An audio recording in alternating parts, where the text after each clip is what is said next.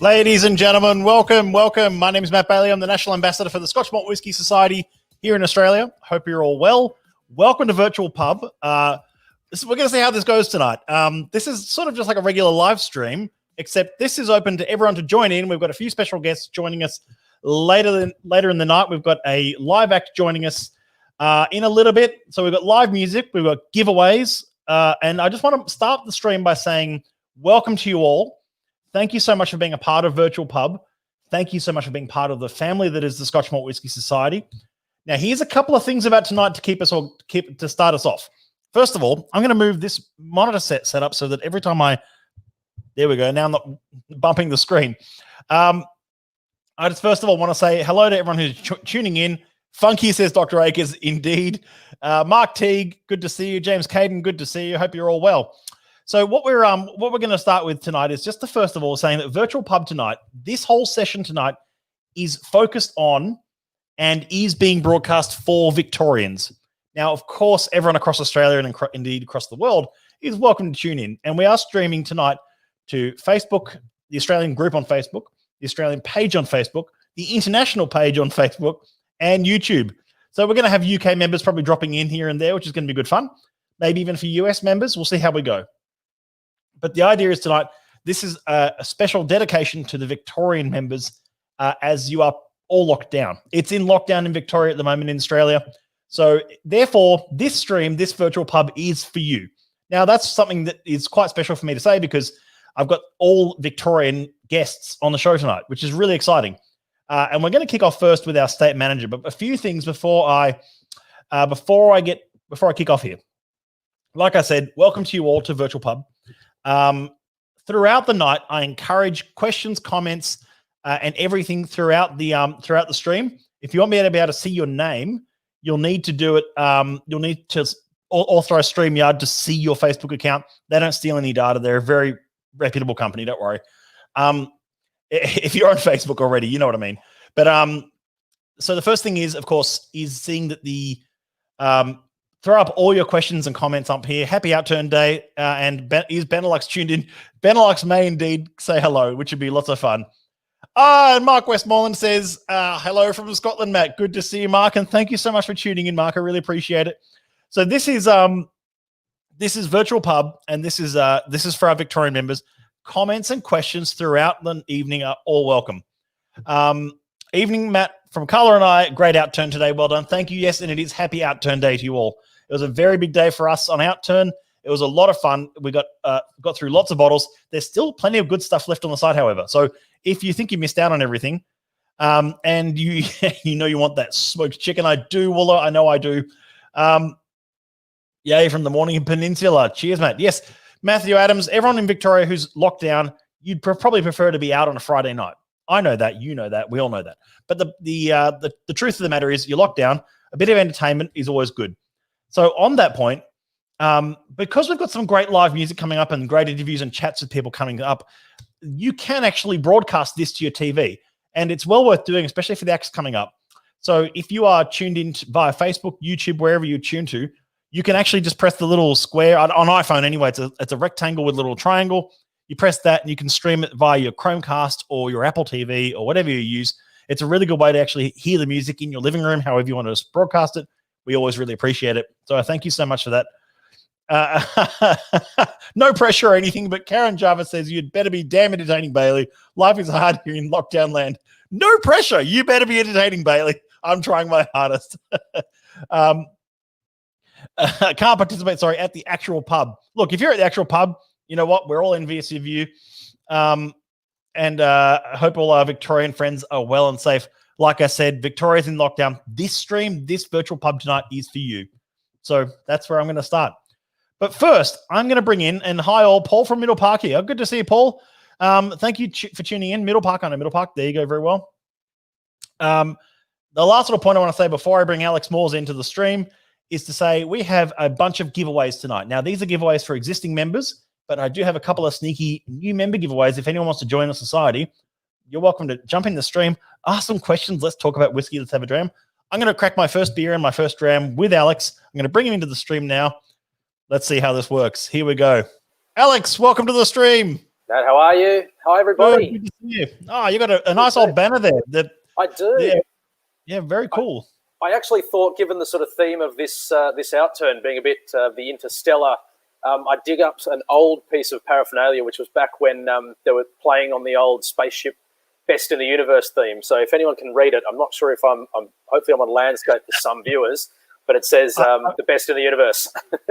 Yeah, I do remember those banners, and they definitely go back a bit, and I'm super glad we don't use them anymore. Yeah. It does make me envious, though, because every time there's a bit of old paraphernalia, you always see whatever the bottle they were sort of showcasing at the time. So you can't see it on this one, but there's a nice old Altmore, 26-year-old Altmore on the bottom of this banner. It's made me want syrupy drams tonight.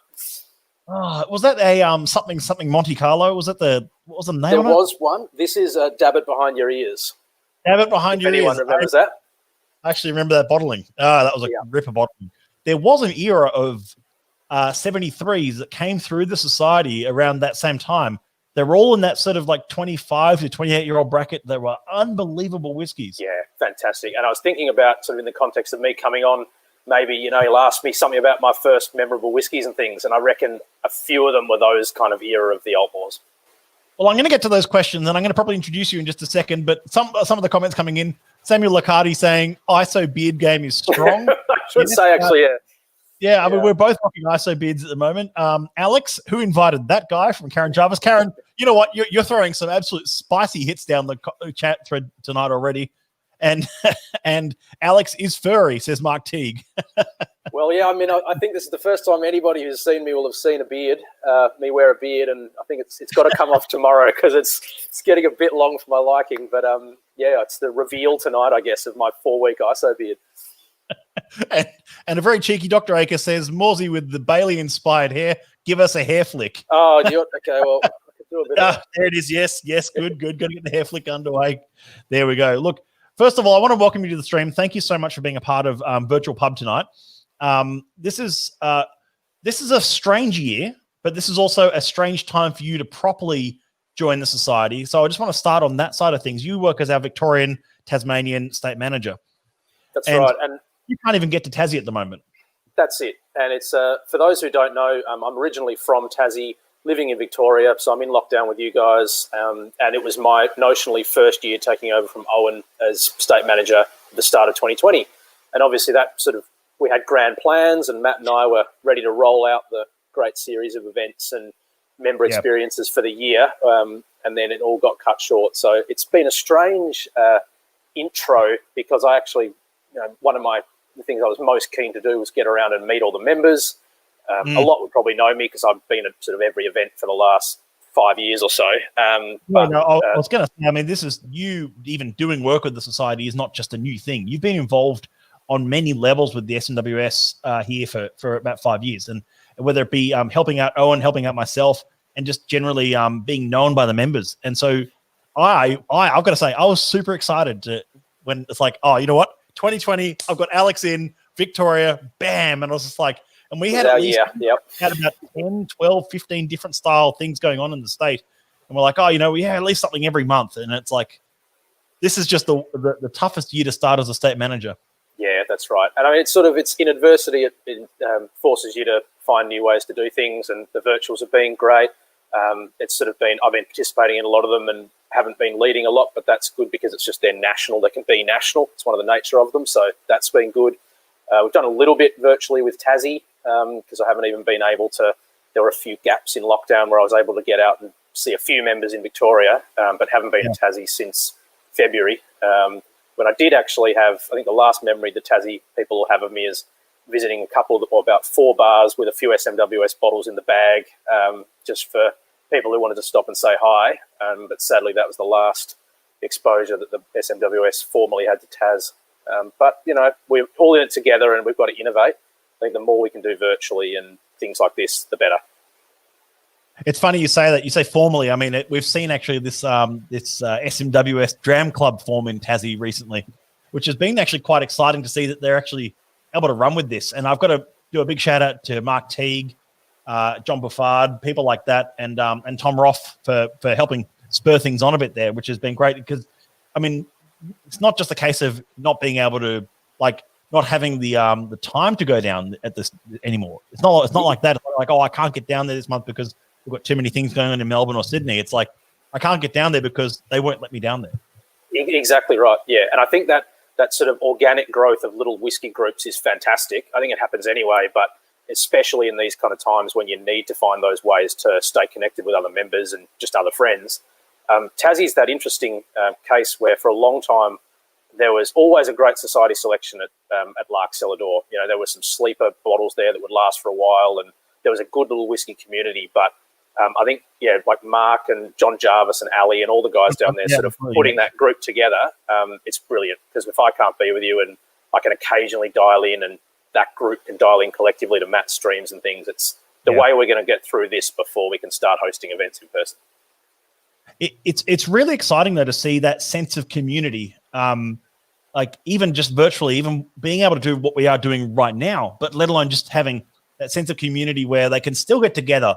And that might be online, that might be in person in small groups at the moment down there, but it might be whatever the restrictions are state by state. But having that kind of that beauty of the community that the society is, absolutely, it's really inspiring to see that happen anyway. Yeah, and it's a beautiful thing to come out of. I mean, people talk about the society in lots of different ways. Like, do they sell bottles to people?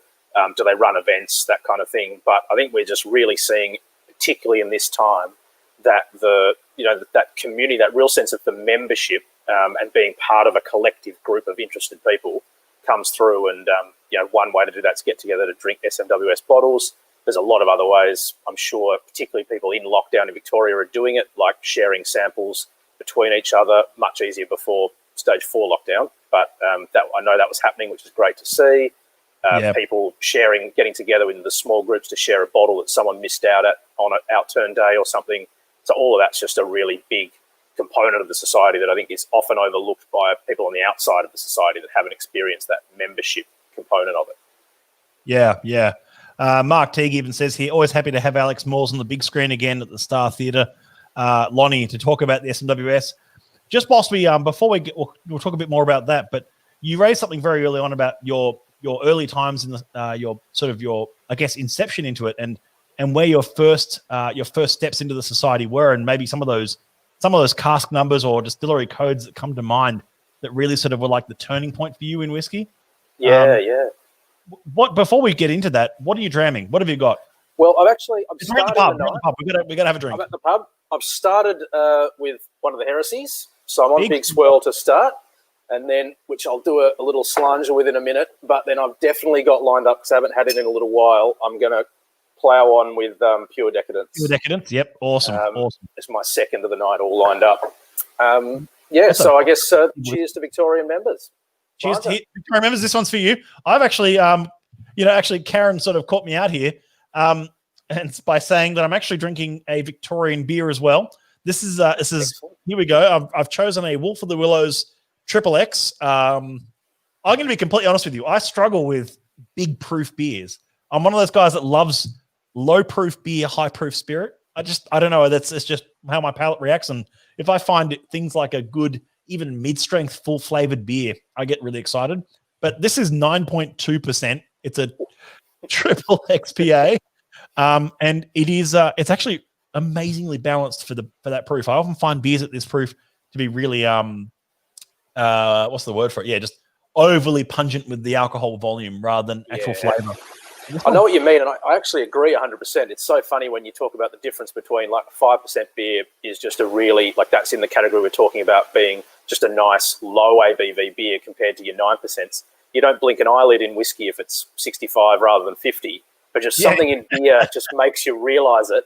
and the flavour comes out. Yeah, I agree. I also don't like malty beers, which doesn't make sense for my single malt, high strength whiskey liking palate. But yeah, I prefer hoppier beers with lower ABVs. Right. Yeah. Well, if you can find like things like that, there's a Pirate Life. There's a mid-strength throwback IPA, they call it. Yeah, I really like that beer. It's like it's 3.5% or something. It's an IPA, and it's absolutely. It's lovely. It's one standard per can. Anyway, and what dram have you've gone with? Big Swell to start. Big Swell. Yeah, Big Swell to start, which is interesting because when we're about to sort of segue into first drams in the society and first experiences, the heresies weren't being done when I was first involved. I think some members might have read my post about blends on the Facebook group, just indicating there was one little curio of a blend previously, but it certainly wasn't really that formalised as this heresy series under Ewan. So that's just sort of a unique new member experience thing that's developed since I joined, which is fun to see. It's fun, actually. Big Swell I found to be like a spicier version of Exotic Cargo in a way. Exotic Cargo was, I guess, kind of in my opinion, it was a bit more sort of like fruit and sherry, whereas like this one was a bit more sort of like spice and earthiness. And I love that though. I mean, I love the difference between the two. But Big Swell for me, I think overall was just a better integrated blend, and it's because, let's be honest, the more Ewan does these kind of things, the better he's going to get at them. That's right. Yeah, and look, I'm a big I publicly will say Beachcomber is just an unbelievably good whiskey for what it is, what it even promises to deliver. It surpasses it.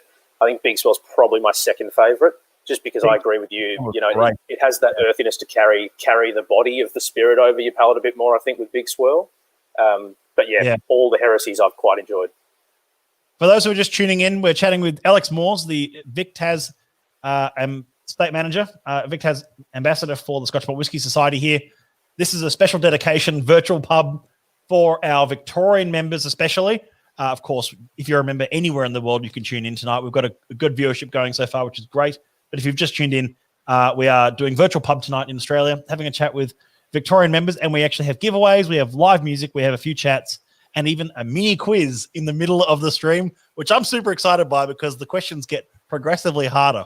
And there's only, I think, 6 or 7 questions, but they do get progressively harder, and it's going to be a good fun. So, Alex, let's talk history for a moment. I love sitting at the pub and reminiscing about sort of the old days. And what was for you? What were some of those codes and some of those, or even society experiences in person that made you go, oh, bam? Because I remember mine very distinctly, and I'll tell you mine. But I want to hear yours first. Yeah, well, my story with the society, because being from Tasmania, I moved to Melbourne in about 2015, sort of the very beginning of 2015. So.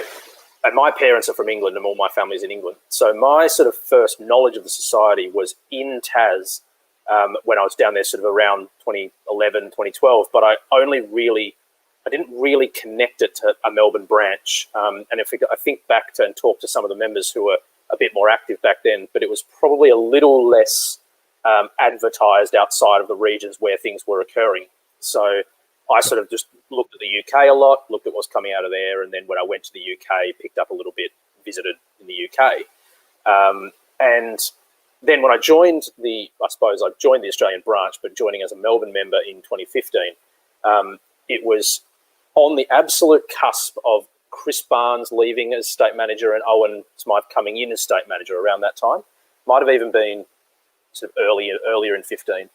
And so I just remember very fondly there were a lot of different bottlings available at the time that I had never really had much exposure to, from distilleries that in 2015 we didn't see, single malts of in Australia that readily available. And I mean, some who were in the industry probably knew where to get them, but I was still I was into independent bottlings and Tasmanian whiskey and a few niche areas.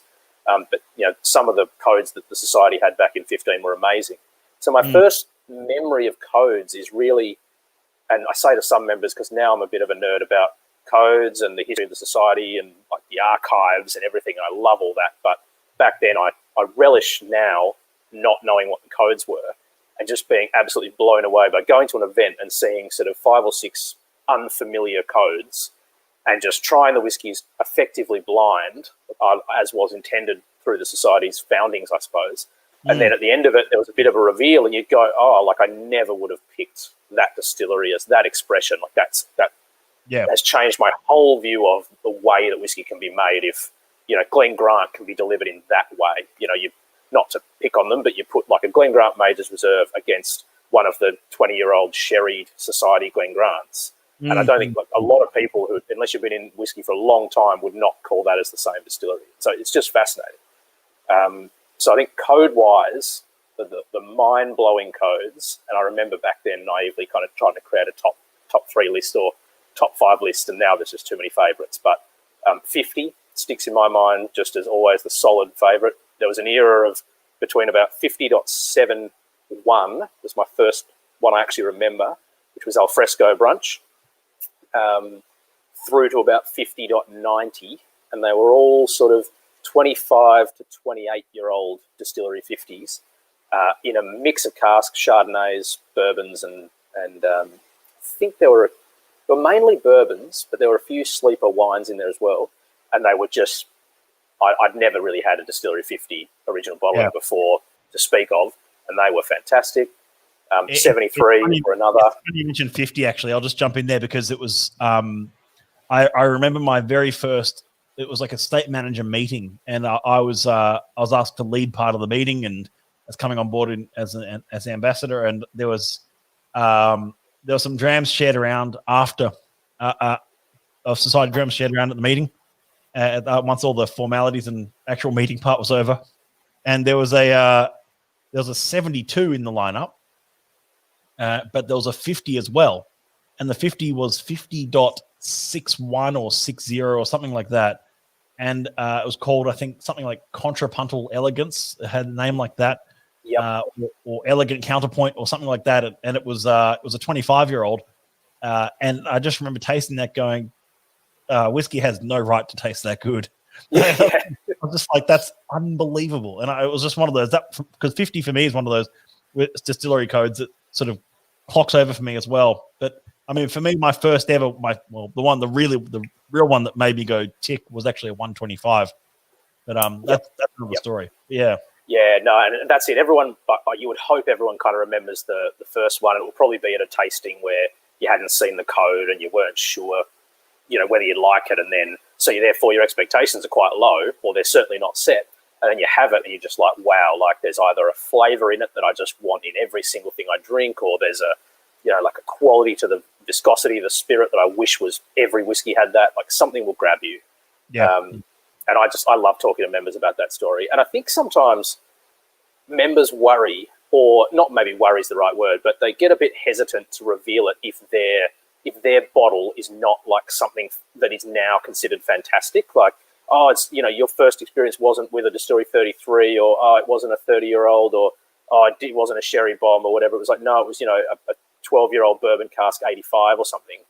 Yeah. Like, that's fine. That's where the great stories come from, because it makes the people who may have not have tried that cask, or maybe haven't even tried that code, go, wow, I might seek that out then. Let's talk about that story. Why was it good?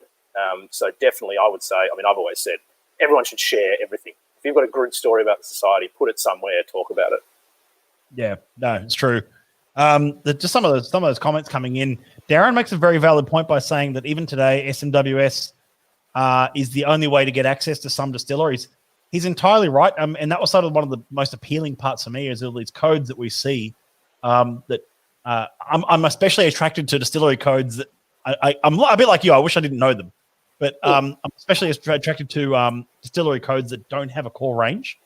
In a way, because it's kind of like, that these distilleries are often part of the blend of some of the big blenders, and they've got sort of things like 72 is a good example as a code, and up until recently 50 was a little bit like that as well, a little bit precarious, but exactly.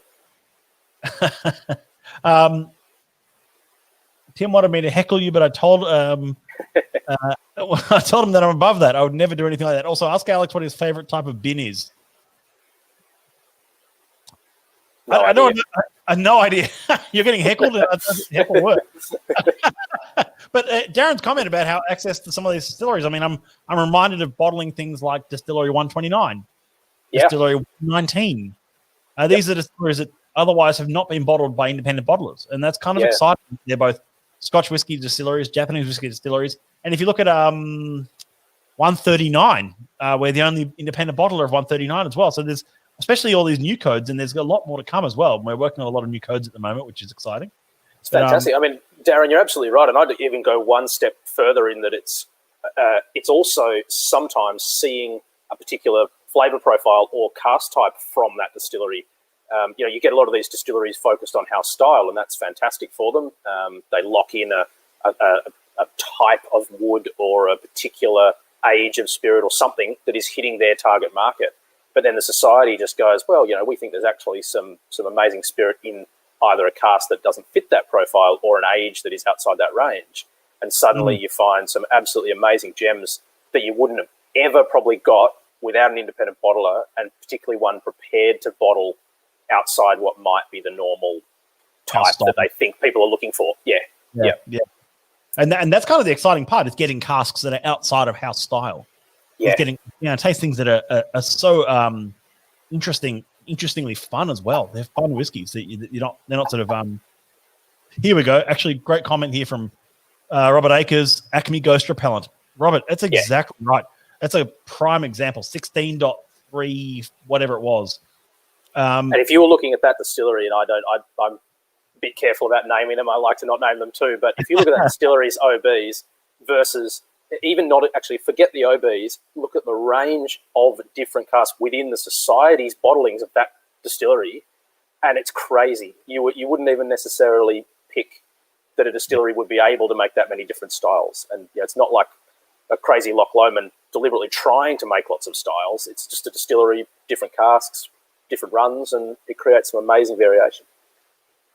Yeah, it's amazing. And that's that variation of style and experience. I think, what was there a particular society event that you had early on that you, like one of your first events that you went to, that you sort of went like had some epiphany at? Yeah, I think probably it was the first PJ O'Brien's event in Melbourne with Owen. Yep. Because I was just thinking, I went to a few more before that. That was sort of the first time, though, that the ones I'd been to before, they were brilliant, good whiskies, but I was a little bit by myself, and it was sort of, I was a newish member then, so I was kind of like a bit just testing the water with it. And at PJ O'Brien's, for those Melbourne members who, we will kick them back up when we can, but they're a bit more of, the sit-down dinner on the longish tables with the drams. It was the first time I'd really just sat across from somebody and, you'd connected with another member like properly at a tasting that I had no idea who they were before. And then I remember leaving that event sort of thinking, I've like made actual potential friends here tonight just off the back of an event. And I never really felt like that before. It had been like, okay, I talked to some nice people or whatever. And then, they keep coming to events. And it's really funny when you look back and think, like, I'm now good friends with sort of the Warshalls in Melbourne. But when I think back to the amount of events we must have been at together before having a first conversation, it must be years. Like, it must have been 2 years of events kind of thing. It's crazy. And so that one was particularly eye-opening because it now is my story when I go, always just never be afraid to answer the question on tasting notes, join into conversations. Society members are friendly. It's just, that's that whole membership add-on that you get from a society. It's a great community of people, and they're all very friendly. No one bites. And even for the online events, if you want to tune into some of our virtual tastings that we do, like the August virtual coming up, I saw that a lot of people bought boxes for the August virtual today. So we've got a few. We have a rough idea of how many we need to finalize in production, which is always handy. Robert Akers says Graham and Faye Cool at Whiskey and Almond. Great evening. What an experience. Yeah. I mean, if I quickly, I know I've got my time, but very quickly on, if we're talking events where I remember the whiskies in particular, it'd be Graham and Faye at Whiskey and Almond for Distillery 35. It'd be the Springbank event back in at the Botanical, back in whenever that was. I think that was 2016. Highland Park at the Botanical as well with Mark Vardson. And then the champs I've been to, all the champs, particularly 127.44's champs. That was a particularly good. Yeah. That was the 2016 champs. Yeah. Yeah, that was a brilliant event.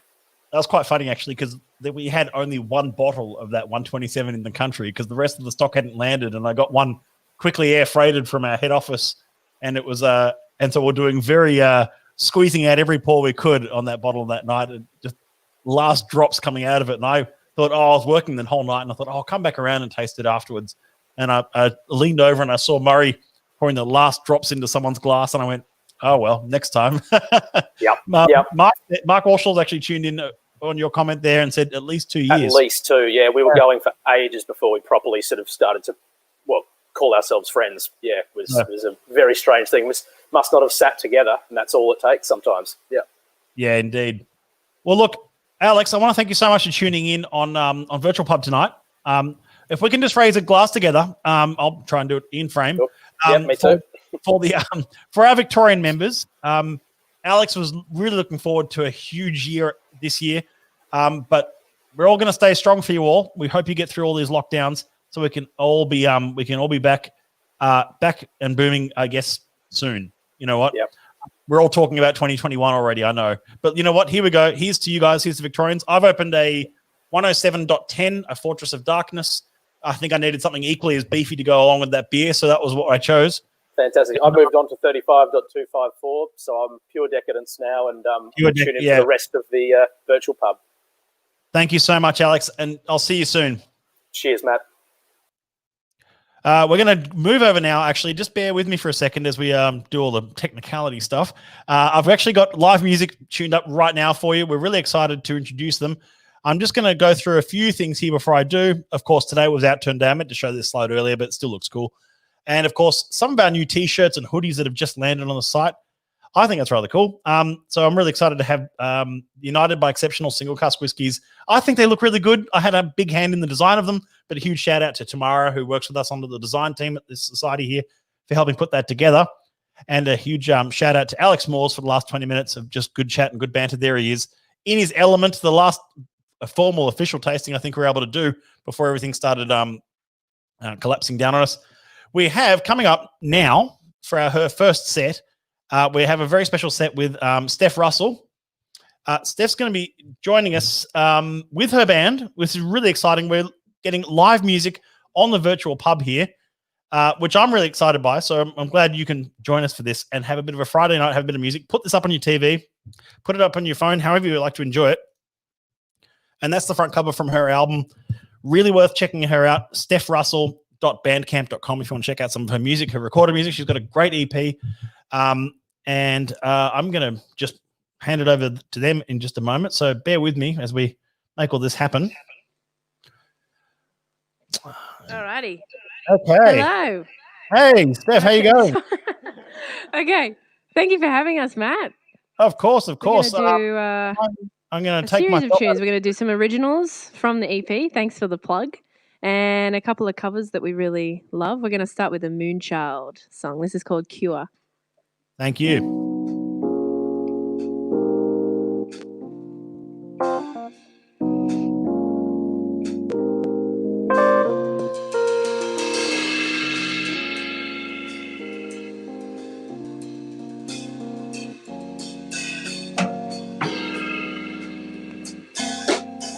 I've had my eyes on you for a while, and though it seems the time isn't right, I know you want the love that I've got to give.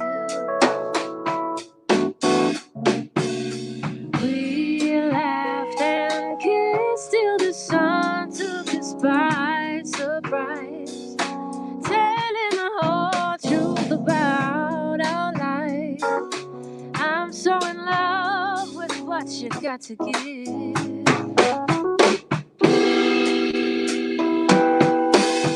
I can show you that love is a cure for heartache. Let me tell you, baby, don't be afraid of a good thing. I can show you that love is a cure for heartache. You think your heart needs to hurt a while,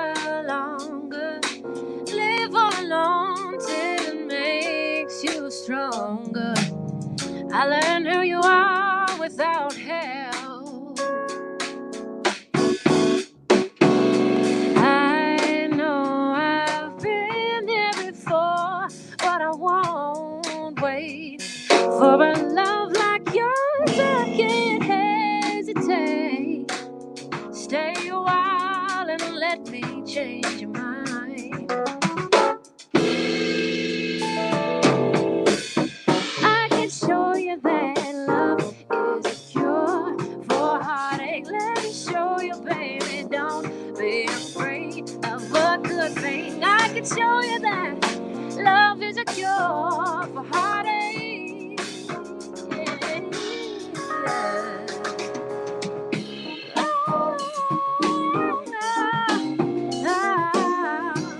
Let me show you, don't be afraid. Love is a cure for heartache.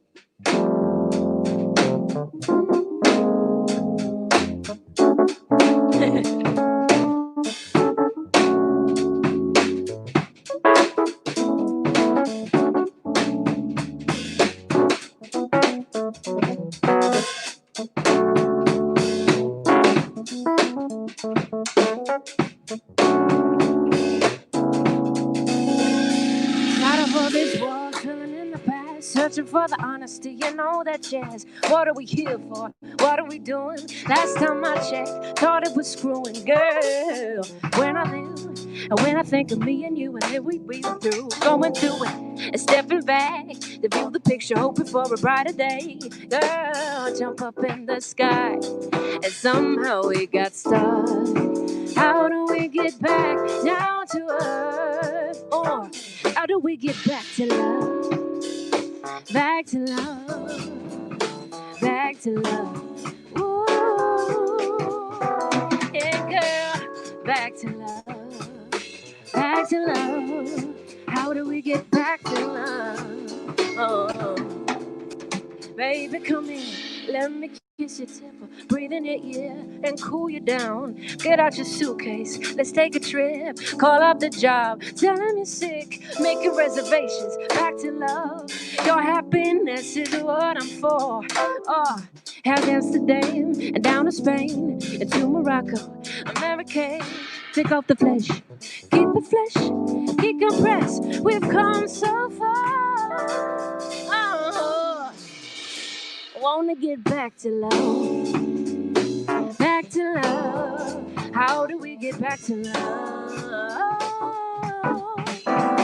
Yeah, girl, back to love. How do we get back to love? How do we get back to love? Like the fruit that falls from the trees, stronger than the rose that grows from the concrete. We can bask in the light of the sun, feel the world revolving around us. Oh, baby, get back to love. How do we get back to love? How do we get back to love? Baby, get back to love. How do we get back to love? How do we get back to love?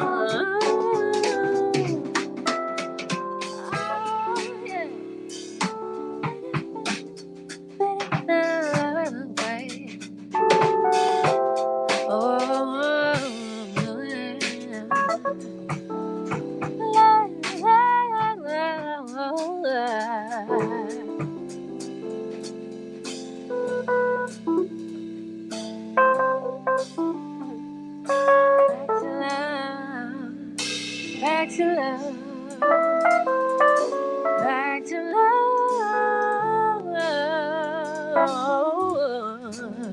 back to love. How do we get back to love, baby?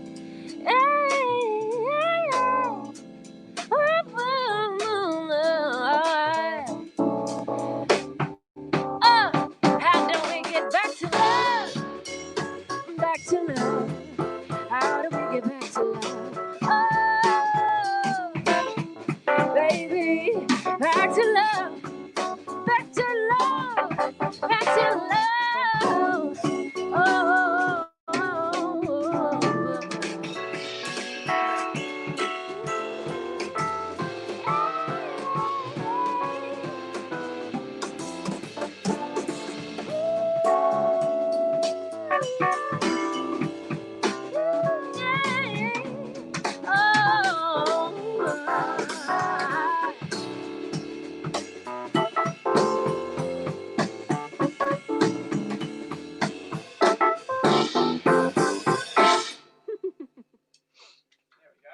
Thank you very much. That was Back to Love by Bilal. We're going to do an original now. It's called Moonlight Love. It's not actually on that EP, but it might be on one in the future. We'll see. We'll see. Matt and I actually wrote this song together a few years ago. Oh, this is Matt Thompson, by the way, on the piano. Hello. And Liam Hogan on the drums. Up the back there. Yeah. If we're the only ones clapping, it's all good. We're creating our own little vibe here. I'm Steph. Thank you very much for having us. This is Moonlight Love. 1, 2,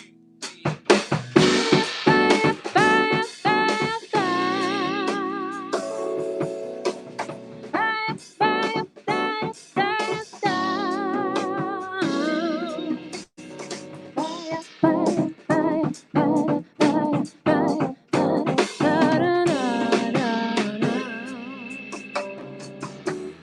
I'm a fool to think that anything could change when all my life I've known that you're the only one.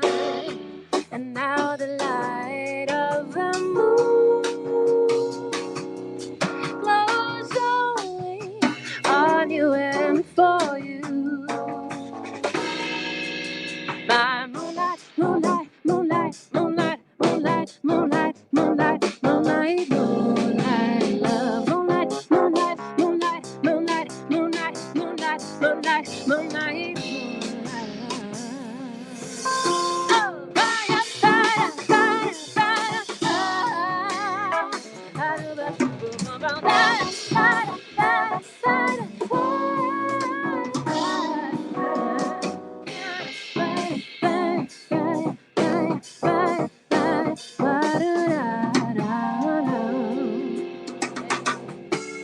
could it possibly love sufficiently when you are all I've known? We grew up with each other, and now the light of the moon glows only on you and for you. I'm moonlight, moonlight, moonlight, moonlight, moonlight, moonlight, moonlight, moonlight, moonlight, love. Only, but only, but only, but only, but only, but only, but only, but only for tonight. Take it away, Maddox.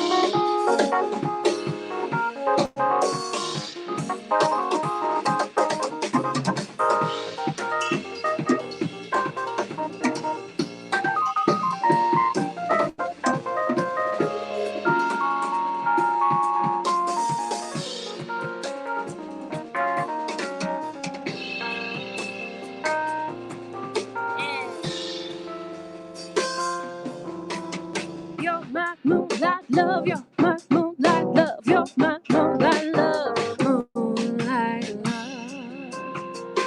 But only for tonight. But only for tonight. But only for tonight.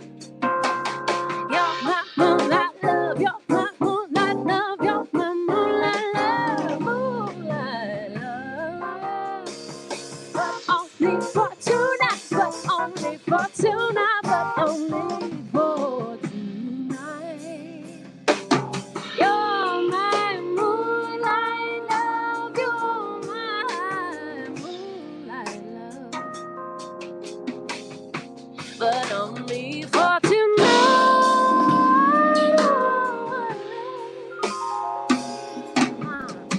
You're my moonlight love. You're my moonlight love. But only for tonight. Moonlight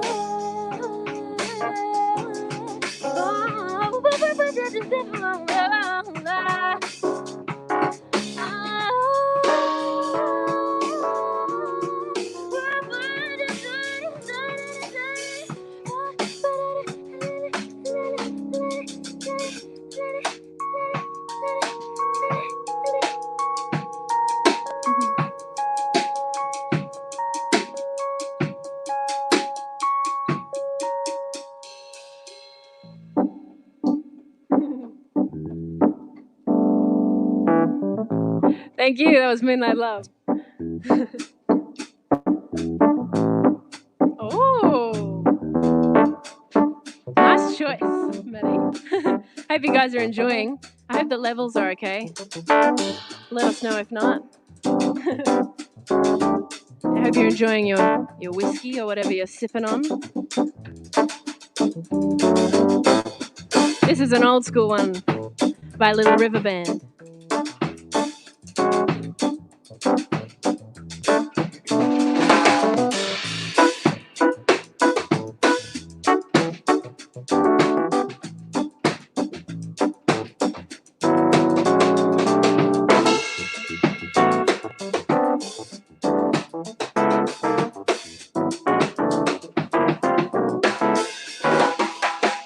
Sometimes I think I'm just a crazy cat running around, don't know where it's at. Getting confused with my way of life. That's when you say, now you got that tie. Right now, you keep this light in me. And with this cat, it's curiosity that keeps me hanging all night and day. Surprisingly, again I get you say curiosity killed the cat. I'm telling you, I know where it's at. Love is everywhere to be found. Open your eyes and look around.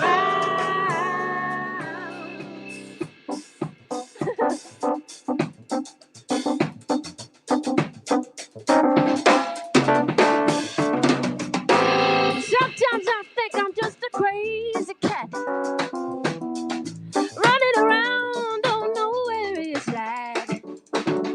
Getting confused with my way of life. Well, that's when you say, now you got that time. Curiosity killed the cat. I'm telling you, I know where it's at. Love is everywhere to be found. Open your eyes and look around. Curiosity killed the cat. I'm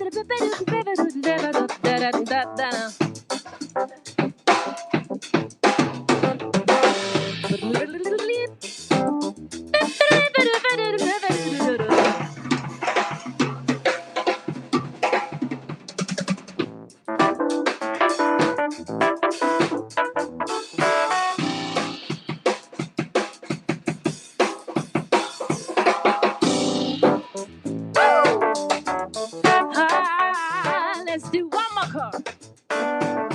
Here we go. Curiosity killed the cat. I'm telling you, I know where it's at.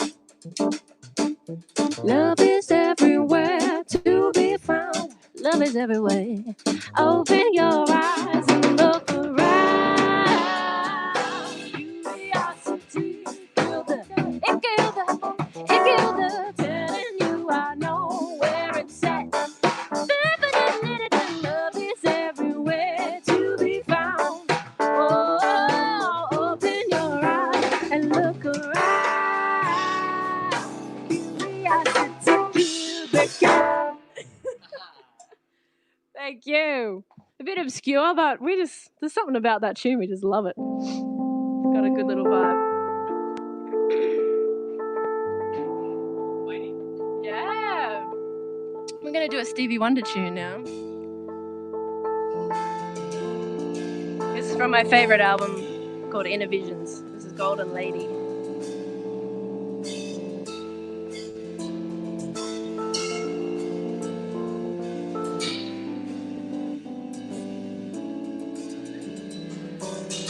Looking in your eyes, kind of heaven eyes, closing both my eyes, waiting for surprise. See the heaven in your eyes is not so far, 'cause I'm not afraid to try and go with it. To know the love and beauty never known before. I'll leave it up to you to show it. Golden lady, I'd like to go there.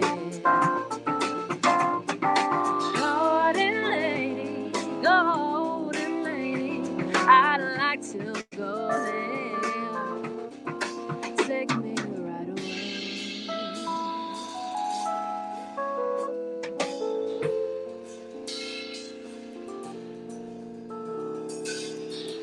Looking at your hands, hands can understand. Waiting for the chance just to hold your hand. A touch of rain and sunshine made the flowers grow into a lovely smile that's blooming. And it's so clear to me that you're my dream come true. There's no way that I'll be losing. And golden lady, I'd like to go there. Golden lady, I'd like to go there. Golden lady, I'd like to go there. Oh, golden lady, I'd like to go there. Golden lady, I'd like to go there.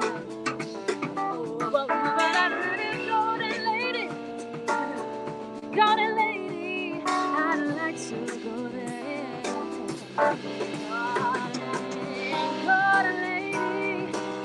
Golden lady, I'd like to go there.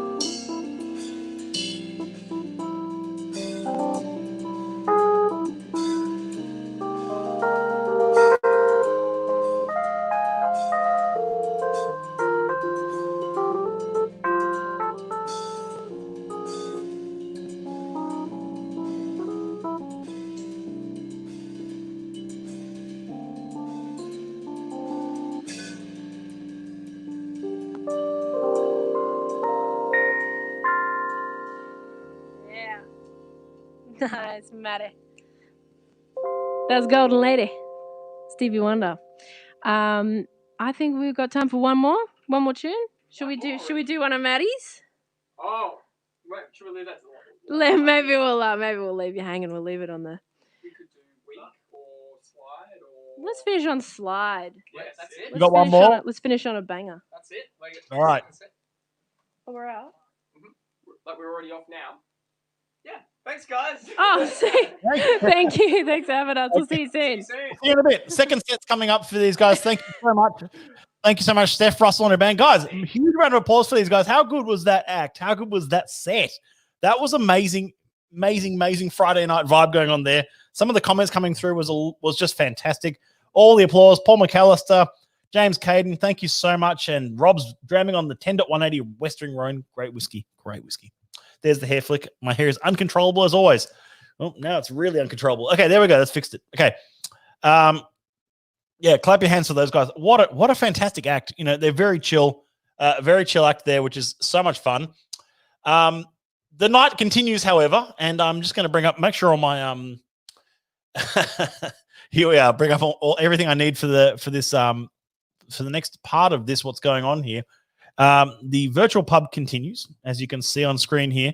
And the next guests I'm about to bring into the stream, known to many of you, and if you don't know them, you certainly should, because they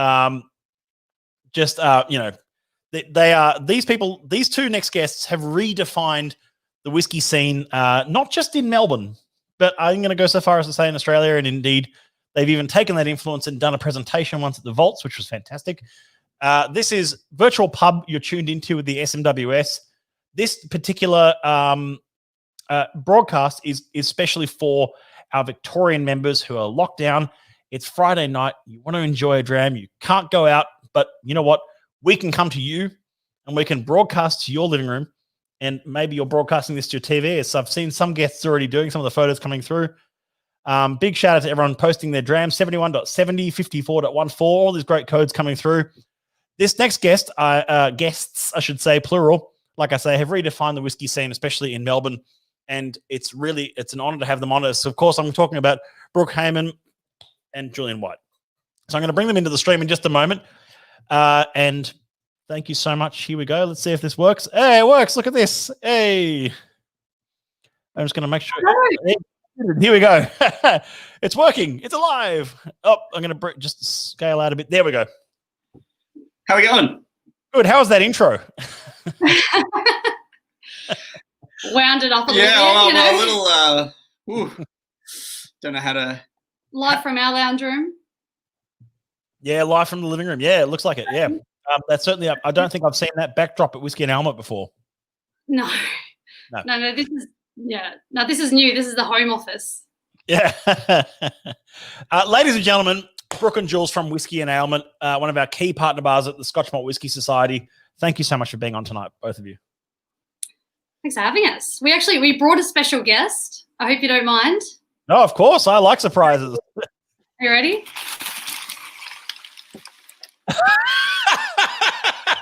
Very fitting, in fact. Very fitting. Yeah. He has an announcement to make. Yeah, we absolutely do. I think it's only fitting that that's there you go. I'm gonna put that on solo layout just for a second, see if this works. Oh, look at that. Zoom in on that pineapple. I'm not sure if your home wants to name him. He still doesn't have a name, so. Okay, so should we? You know what? I did say earlier tonight that I do have some giveaways on the stream tonight. So the most inventive name in the comment stream, I'm going to throw a $25 voucher to. Done. So you know what? It's the most inventive name gets a $25 voucher, but that's he or she needs a name. Yeah, it can be she as well. Yeah, it looks it could be either at this point. I don't know. Check out the eyelashes. Seriously, that's where that sort of came from. It looks like a dude's haircut, but it looks like girls' eyelashes. I don't know. Any company in lockdown, you know. Yeah, lockdown company. Yeah. That's right. Rob Akers says, big love to Brooke and Jules. I miss you guys. James Caden's suggestion is pine in the ass. Pine Sol. Pine Sol's another one. There we go. Got some suggestions. I'm going to be happy over, Pine Sol. We're supping on the melancholies tonight. Very nice. There's no shortage of inventive beer names. Let's be honest. Like, that's right. With carabiner, golden melons, and watermelon in this one. Legend says Sam Liccardi. Absolute legends. That's right. Great to have you both on the stream. Yeah, very cool. Okay, so another suggestion: prickles. Very cool. Prickles. Okay. I think maybe Commodore prickles would be more appropriate. Now, I've got a spare glass here. I've deliberately had 2 glasses ready for the stream tonight because a bit of a reveal to go, and I've got a bottle in my office here of something that we want to reveal, and I'm showing the back label right now. So I'm just gonna, we've left ours closed. For ease and convenience of the stream. I feel like you've got the cherry. Like it's what? There it is. Oh, you almost got it. You almost turned it around. No. I'm going to put you on solo layout for a moment so you can reveal the front of that bottle if you like. This is something. Actually, can I do a bit of a quick build up? Actually, just for everyone playing along at home. Whisky and Almond have been this year is their 10th anniversary, and this is a very special year for Whisky and Almond, and we've collaborated with Whisky and Almond for a very long time as well, and at the SMWS, and a couple of years ago there was the triple berry Lamington cake that was in celebration of was a bottling specific for Whisky and Almond. It was hugely received. It was widely loved. It was a crazy jammy 68.18. It was a lovely whiskey. And then immediately after that discussion, immediately after that came out, Jules, you called me and you said, you know what? We've got our 10th anniversary in 2020. And I think this was like 2017 or 2018. You were saying this to me. And it was like, and I was like, God, 2020 is a million years away. Let's just, we'll sit on it. And then obviously it wasn't a million years ago. It was only 2 years ago, but it was sort of like that feeling like, well, there's something that we could really be doing quite special here for the 10th anniversary. And so Ewan Campbell and our team organized a bunch of cask samples for you guys. And there was a few things that you assessed and a few things that you tried. And of course you ended on this one, and it's been bottled to celebrate 10 years of partnership with Whisky and Almond Melbourne. And I think this is really cool because it's, we need like a red velvet something to. And you're looking at the only bottle in the country here. Well, the only 2 in the country. We're both holding them. And here it is, ladies and gentlemen. You're seeing it first here on Friday, on the Friday Virtual Pub, 72.89, a Pirate's Breakfast Juice in the spicy and sweet flavor profile in celebration of 10 years. Can you hear it? Can you hear it? You can hear it. So we have here in celebration of 10 years partnership. There it is. I'll show the label on my screen as well so you can all see it nice and clearly. It's a 7-year-old single cask bottled exclusively for Whisky and Almond. And we're both here in Sydney, there in Melbourne. We're going to pour a dram at the same time. Drum roll, please. Yes. And just going to pour just a little dash of that just to have a taste of 72.89, a very special cask, which we'll talk a bit more about the cask and the maturation of this in just a moment. Alex Moore says Jules and Brooke should be drinking 46.90 melancholy. Now that would have been a cool collab there with that beer. Yeah. Melancholies, yeah. That's it.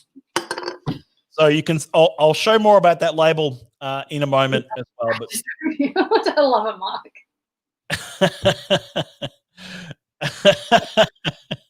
So, Slanja, this is for you, Melbourne. This is for you, Whisky and Almond. We've all porter dram is $72.99. To everyone at home. Everyone at home. Everyone's stuck at home on a Friday night.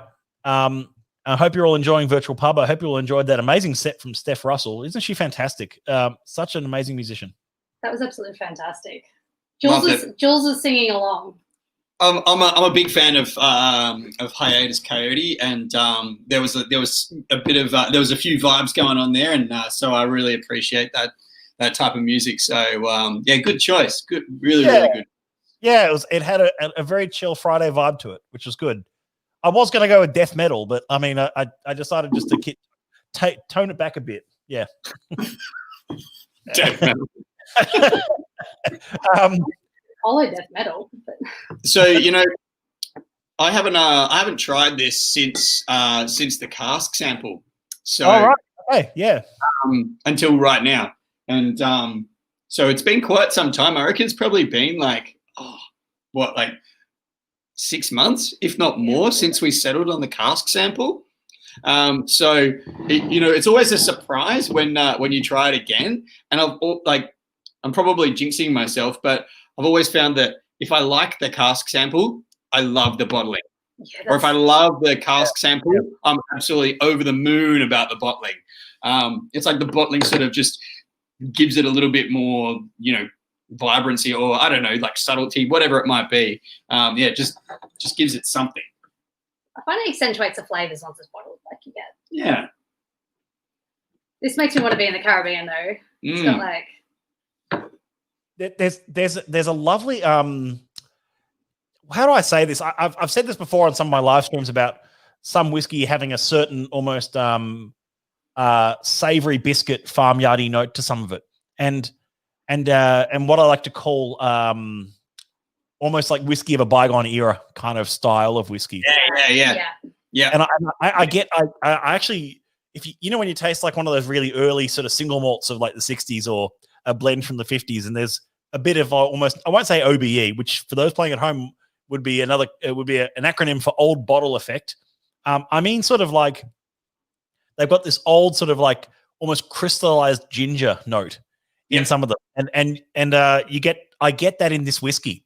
And I remember when I tasted the cask sample as well, but it was probably 6-7 months ago, and it was like, oh, actually, you know what? It was more than that because it was last year, and we're in August.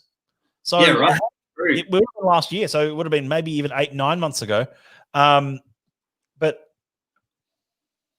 do you know what it reminds me of? When I was growing up as a kid, I had in our house, Mum used to have like old old copper, like I don't know how to explain it. It was just ornaments around the house because we're on the Sunshine Coast. It was sort of tropical, and you had things from Fiji and all weird kind of ornaments around. But it just reminds me of an old copper for some reason, like that smell. That's that little rum element, but then fresh, like tapache, pineapple, and tinned fruits. So yeah, tinned fruits and old copper. It's funny you say old copper because it actually drinks well beyond the age statement. Oh, it's mature well beyond its years, which was Society Bottling in itself. I'm sorry, so I'm repping that name off, but it's aged 7 years, and you'd expect that in like all contemporary standards to be a young whiskey, and it is, but it doesn't fall into the young and sprightly. It very much falls into the spicy and sweet, and I think very deservedly so. It's got a lovely spicy backbone to it, but it's a very old school flavor to it. I'm gonna like going off that copper. It's almost like when you crack a tin of fruit, and I don't know if you as a kid you like drank it from the tin, so you get that bit of like I shouldn't say that, but it's like I call it like SPC tin juice. Yeah. Pictures and brick cuts and pineapple and pears and orange and passion fruit. Hey, Mum.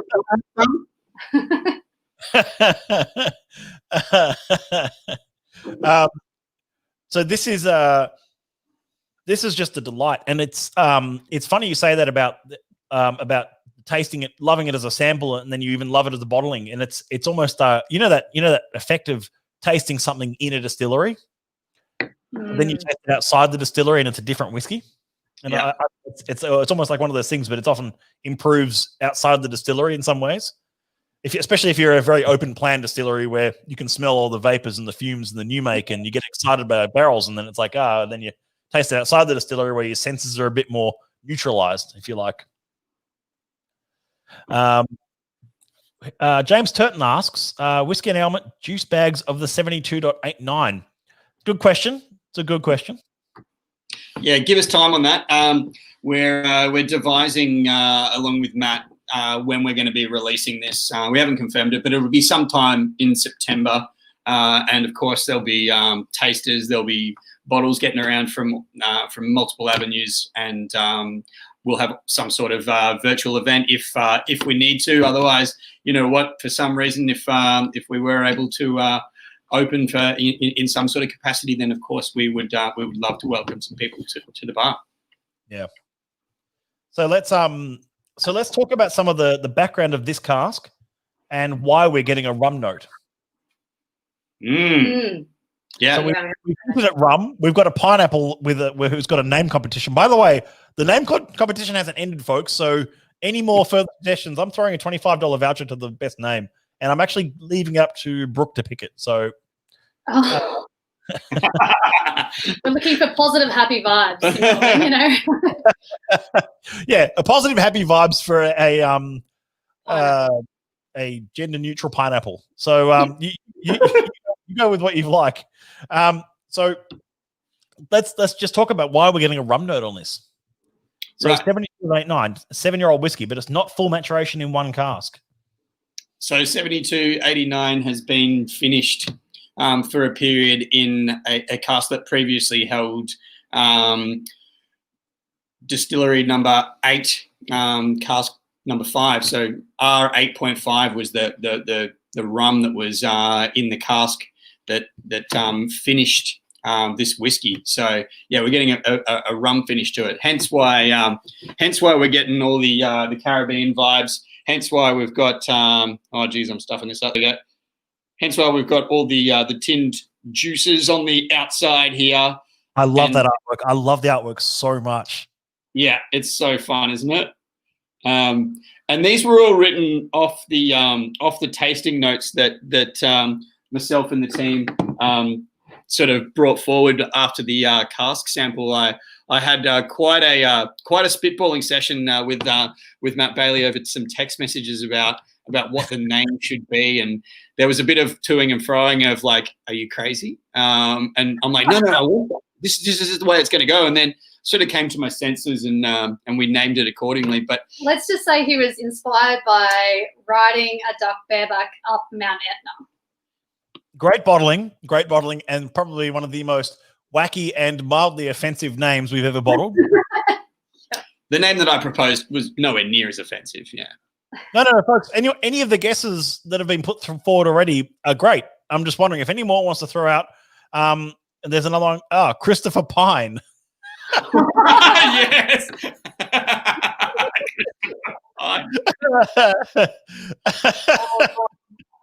That's pretty good, actually. That's pretty good. Yeah. As long as our friend here in frame is as flamboyant as Christopher, that could work. Mm. No, he can't. Flipping his hair. Her hair, maybe. We don't know. Yeah, flipping their hair. So yeah, we had a great time naming it and writing the tasting notes. It was a really great experience. And I think when the artwork came back the first time, because it was such a vivid imagery in the tasting notes, we just sort of looked at it once and went, "Hell yes, that is perfect. Do not change a thing about the image." Yeah. Oh, it was funny. Often with special edition labels, it is a bit of toing and froing of coming back of coming to each of the each of them and going, "Oh, that works and that doesn't." But in this case, yeah, we saw it. We saw the lime notes, the the seagull and the lime juice and everything around it. It's just fantastic artwork, which really represents the flavor of that release, and we're really looking forward to sharing this with all our members. I'll hold that up for everyone to see again. It even says on the label, "In celebration of 10 years of partnership with Whisky and Helmet Melbourne. So this is a proper landmark bottling for the Society for Whisky and Helmet, and we're really proud to be able to offer this up soon. But I'll be completely honest with all our members. We've got to actually get the rest of the cask first. So got to love the shipping timeframes of COVID and how long it takes to get things on a boat. But that means that we can throw things around. Here we go. Van Bogan says General Noriega, aka Pineapple Face. She's a fixer. We've got Hawaiian Spirit. We've got Pine Me Up, Scotty, and we've got Dram Pining. So, oh yeah, Chris Reed says, "Debop, do I belong on pizza?" He's right in party mode now. Like,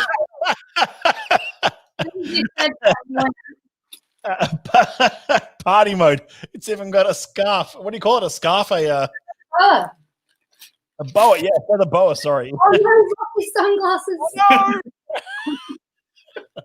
no. Complete with eyes. There we go. I think Christopher Pineapple will be Christopher Pine will be the one at the end of the night tonight after the virtual pub closes with his tie around his head. He's taking it up after a big day at the office and being like, you know what, letting my hair down. And I'd also just like to pop up Sam Liccardi's comment of having a pineapple cruiser in honor. You know what? Good man. Good man. Good man. You know what? Yeah, you represent some very fine spirits, and now you're having a cruiser. I really respect that. That's fantastic. Well done. So tell us what else is happening. How else can members support Whisky and Helmet during times where the bar is not open? What's happening at the moment? What are you guys doing? What's up? What's happening? Give us the rundown for those who do not live in Victoria, perhaps. Look, at the moment, we've just got two things going on, and that's it. We've got the online shop, which is selling Boilermakers and whiskies. We've got a couple of other bits and bobs on there. It's rotating every day. And then we've also got our online virtual events that are happening every week. We've actually got the Master Blender of Nika coming up soon in 3 weeks' time, which is super exciting. So, yeah, there's always something going on. It's keeping us very busy, believe it or not. Being online is geez, hats off to you, Matt. There's a lot more work in that than being behind the bar. So we're looking forward to getting back behind the bar, to be honest. We've still got 6 weeks to go at least. So online it is, and it's given us the opportunity to reach out and meet and talk to so many people around the world. It's so exciting. We're just loving it. Awesome. Loving it as much as you can when you're alone at home, and being connected with members online is just fantastic. Yeah, no, it really isn't. It's such a great feeling having that connection of community follow you around. It's not just it's. I always feel it. Look, I'm going to be completely honest with you. It's something that always happens, and when I'm at Whisky and Helmet, there's two things that always happen when I'm there. First thing is I have to get a Kaiju Crush as soon as I walk in the door. Kaiju, we get it in New South Wales. I get it, but it tastes different in Melbourne. It tastes fresher. It's closer. Come on, it's got to be something in that. I think it's going to be the Boilermaker match to this 72-80. Oh, yes, I've got to tell Callum about that. Okay, so the first thing is Kaiju Crush when I walk in the door. Second thing is, however, is I always get this beautiful sense of community and meeting people every time I'm at the bar at Whisky and Helmet. I'm just for those who are playing along at home, I'm just going to bring up this stream just for a second. Oh, there they are. And there's upstairs. That's the Melbourne Whisky Room with the magnificent Society cabinet with some rarities, some slightly newer stock, but mostly like pieces of Society history in there. And every time I'm sitting in one of those booths, I'm looking at that cabinet going, oh, damn, and oh, no, and oh, I wish I had one of those, and when's Jules opening that one? And it's always just like this beautiful array of sort of almost like I say, like Society history up there, which is very cool. And I'm hoping that one bottle of the Pirate's Breakfast Juice can adorn the cabinet. and be a part of your history in there forever, which would be fantastic. And then I've there's the hero shot, if you like, downstairs. And it's like I say, it's something about those stools, something about that space that is always so inviting, and like I say, always has a sense of community to it all. And I'm all, and you mentioned the master blender from Nika coming soon, and that's like, for me that's just so much fun, because I remember you gave me a bit of a flashback. I was sitting on one of the tables downstairs, and I think it was you, Brooke, who introduced me to the Nika team, and this was like 2015 or 16 or something, and Naoki or it was Amiko Kaji. Amiko, yeah, okay, yeah. And I had no idea who I was sitting next to, and it was just like, oh yeah, we're just sitting along this table having a few drinks, and they said, oh, "Can I sit here with you?" And I said, "Yeah, we're fine." Yeah. Oh man, it's such an honor. Like the first time, well, not the first time, we've been to Nika Blenders Bar at the bottom of there. So in Tokyo, they have the Nika Blenders Bar, and this building has all of their blenders. They have, I'm not exactly sure, but there's around about 5 blenders that they have for Nika.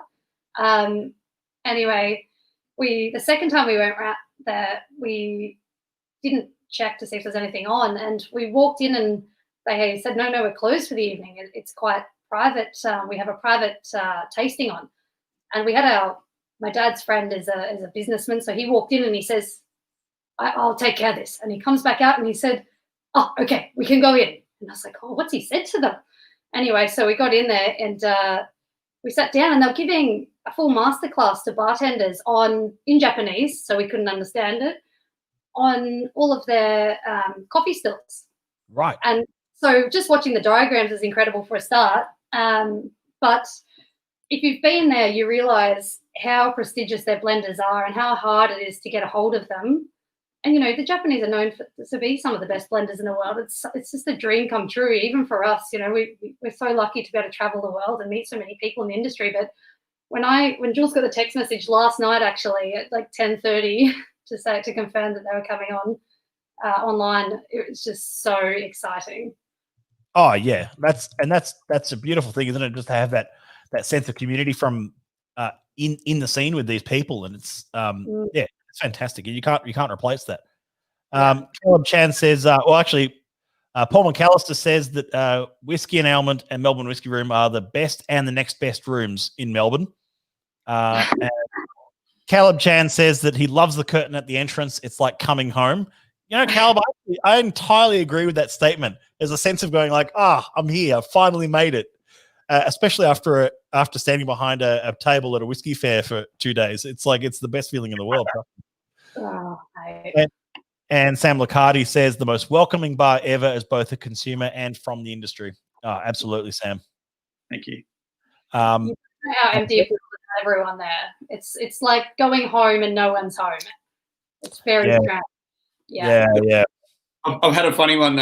Maybe it's not funny for everyone else, but it's funny for me. It's amazing how much dirt and dust accumulates when there's no one there. I always thought it was customers. It's not. It's just normal. Yeah. it just gets there. Yeah. Never let me blame you. Yeah, I think some of my favorite ever Whiskey and Almond memories over the last 5 years have been like I even just referenced before, after something like a Whiskey and Dreams or something like that, or a Whiskey Live, and there's just a congregation of people at the bar, and you get that vibe like it felt like there was maybe 5 too many people downstairs that it could probably fit. But it was just like, you know what? This is what it's about. This is so good. I love it when you get in there and you've been to a show, or you've got a dram in hand and you're so excited about it, and there's just too many people to talk to that like the society members after a society event, just walking around chatting to everyone. It's just, I don't know, it gets me excited seeing everyone. Maybe I just miss everyone. Right? Well, I'm gonna we've done a big reveal, so I've been nosing and tasting a little bit of that whiskey now for a good 10-15 minutes, or however long we've been talking, and I'm really excited to bring this to members soon with you guys. This is really exciting. and for you guys to have this, to be able to sell this through your bottle shop, and just keep everyone drinking good whiskey and enjoying good ailment, as we say. And you know what? I've put their website, for those who don't know, I mean, many of you will, but I've put whiskeyandale.com.au on the ticker below there. You know what? They do their fantastic juice bags. They're doing Boilermaker sets, which are fantastic as well, and even full bottles of whiskey on the website. So well worth checking out and supporting them, as we're all going through, well, especially Victorians are going through this ridiculously tough time at the moment with the lockdowns. And we have passed 8 o'clock, which means that you can't go out again. So that's Yeah.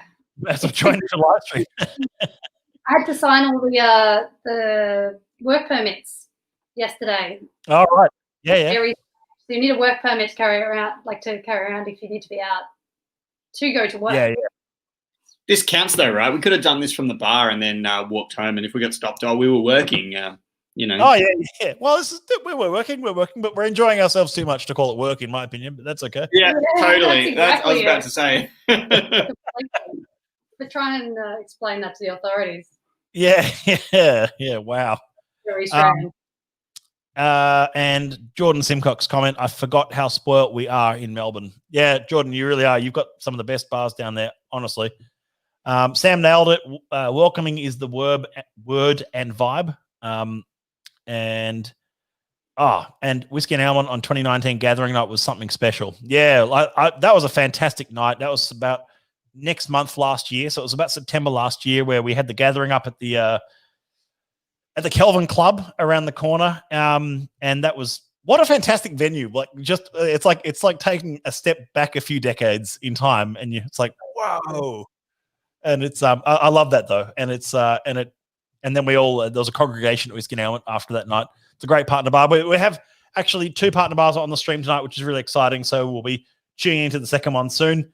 Question from Jay Davis: what's happening with the never-ending cask at the moment? Yeah, it's a good question, because it's obviously going to be maturing that never-ending spirit a little bit more than usual. I think, oh God, I can't remember who it was, one of our team. So we have anyway, about 1 month ago, somebody tasted it and said it was the best that they have ever tasted, like it's tasting the best it ever has. So to Jay Davis, and yes, we will be releasing a mid-month whiskey at some point from the archives, Jay Davis. I know you're going to be asking that. Jay Davis, you know what? I'm going to get away with calling you the squeaky wheel, so that's okay. I love him. I love you to bits. So, oh gosh, I don't even know what I was talking about. I've lost it. So the never-ending cask is tasting as good as it ever has. Yeah. So I haven't. It's due for a taste actually soon. So we might put it out in some juice bags soon. Taste it and then match it with something. You must remember that the never-ending cask is actually older than quite a lot of Australian whiskies at the moment. So it's got a fair bit of complexity going on there. Yeah, very much, very true. Actually, there's a comment here from someone who's not using StreamYard, but it says, "My first visit to Whiskey and Almond, I told them I was over from Western Australia, and as a visitor, they went out of their way to find a spot on their bar and provide us a special experience." How good is that? I love those little tidbits, stories like that. In fact, if I can just go back in time again with you guys, 2017. I'm going to go 17. 2017 was Bar White Oak. And yeah. I think pre that. I think it might have been before that. 15. 15. Yeah. No, really? 15 or no, had to have been 16. Had to have been early 16 or late 15. Yeah, go on. Let's Anyway. 16. Yep. Yeah. Anyway, it was I remember doing that event, launching Bar White Oak with you guys, and it was such an amazing evening. And we opened, I think, 124.4. And I think we opened the Ichiro's Bartender's Choice, which I brought along. Yeah. The single cask bartender's blend, and it was, which was something that he sent me, which was an amazing bottling as well. And there was one guest there whose name escapes me, and he said, oh, he just flown in from Perth, and I said, oh, you're in Melbourne for some work or something as well, and he said, no, I'm here for this. I was like, That's very cool. The fact that Whiskey has such a pull that a guy in Perth, one of our members, will just go, "Oh, you know what? I want to be there for this." It's like, that's awesome. I remember you saying that, and that was the first time I think that I went, "Oh, this is quite big." I didn't realize. Yeah, it had reach all over the place. It was amazing. Jay Davis says, "Thanks for the mid-month." I'll let you know, James. And Squeaky Davis, yes, there you are. Evening from Gary. Good to see you, Gary. Hope you're well. And then Caleb says, "Oh gosh, 124.4. Still think it's my all-time favorite." Caleb, I'm glad that you even got a chance to try it. There probably isn't too many of those kicking around in the wild anymore. I know I have half a bottle of one, I think, still on my shelf somewhere. But you know what? On your face when you say that, you're like, we're gonna have a couple of people ask me about that later on. I just realized I've done goofed by saying that, haven't I? Yeah, there's definitely a bottle somewhere in the open bottle section, which is on that side of the camera. But yeah, there you go. Someone probably drank it already. Hey, yeah. Well, it does happen. It does happen. I do work out of this office after all, so I can't be sure if I've finished it or not. But there you go. Thank you so much, guys. I really appreciate you tuning in tonight and just having us. Can we raise a dram together for our Victorian members, for everyone from Whisky and Element, the entire team at Whisky and Element? I'm not going to say all your names because I know I'm going to forget, but big shout out to, not forget, I'm going to miss someone, I'm sure. But a big shout out to the whole team at Whisky and Element, the whole team in Melbourne, all our Melbourne members, Slanjava. And thank you so much for coming on tonight. It's been really great to have you both on, and we'll catch up soon. Soon. Thank you for having us, and to everyone out there, we can't wait to see you again. It's so look, I've had enough of seeing names on screens and names on orders and names on everything else. Thank you for your support, though. But look, I just want to see you in person. So thank you, and Matt, it's been fantastic to be on tonight. So thank you. The music's been great too. Oh, they're coming back. Steph Russell's coming back. She's got a second set coming up later on tonight, so I really appreciate it. Thanks, guys. I'll drop you out from here, and we'll see. I'm looking forward to sitting back at that bar as soon as I can get back in Victoria safely, and ordering a kaiju and a dram and chatting with the amazing team there. So thank you so much. Excellent. Thanks, Matt. Thank you. See you soon. It's virtual pub. We're an hour and a half in. We've got a little bit further to go. And in fact, now's time for the whiskey quiz. Now, the way we're going to run this is actually, I had one photo of I actually had a photo of Brooke that I meant to show during the stream here. So it was of her drinking whiskey out of the trophy because she was the malt whiskey tasting champion of 2018. So I'll you know what? I'll show that photo. There you go. There she is, enjoying a dram out of the trophy. And she was the winner, first place at the Australian Malt Whiskey Tasting Championship 2018. Of course, the championship was due to happen this year. See how we go. I don't think. Look, let's be honest. I don't think the champs are going to happen this year. I'm going to be completely honest with you. It's not really shaping up to be the kind of year where we're going to be able to do large-scale events. But we're going to do whatever we can to do it as soon as we can and safely. The safety of our members is paramount. So let's move on. And I'm going to bring up the whiskey quiz. Now, the way the quiz works is there's, I think, 6 or 7 questions. It's just a bit of fun before we go on to our next guest. There's about 6 or 7 questions. You just got to answer in the comment section. And the person who gets the most right, I'm going to throw a society t-shirt to on me. Done. Okay, here we go. We're going to go to question. Here we go. Question number 1. Whiskey has 3 core ingredients: water, yeast, and you just got to throw your answers into the comment section. See how we go. And I'm going to hold out here. See who gets what. I'm going to put some background quiz music on. Whiskey has 3 core ingredients. There we go. Malted barley is correct. First in the door. There it is. Malted barley. Very, very cool. Okay. We're going to go on to question number 2 now. Here we go. From Gaelic, Ushka Betha translates to what? A, spirit bath. B, water of life. C, cask of rum. What do we got? Let's go to the next question here. Lots of answers for barley. So the question 2 is from Gaelic, Ushka Betha translates to what? Spirit bath, Water of Life, Cask of Rum. Matt Bailey. That is indeed not the correct answer, Mark Teague, but it's a pretty good one. Gary's first in the door. B. There we go. Gary, well done. Water of Life. Correct. Everyone who's saying Water of Life. Excellent. Well done. Well done. Water of Life is indeed correct. The questions do get progressively harder, but I want to throw a few sort of easy ones at the beginning. Otherwise, no one's gonna follow along with that. Okay, so I reckon we go to the next one. Might be going to get a little bit trickier as we go along here, so bear with me. Okay, so question number 3. The Scotch Malt Whisky Society was founded in what year and by whom? No Googling. Come on.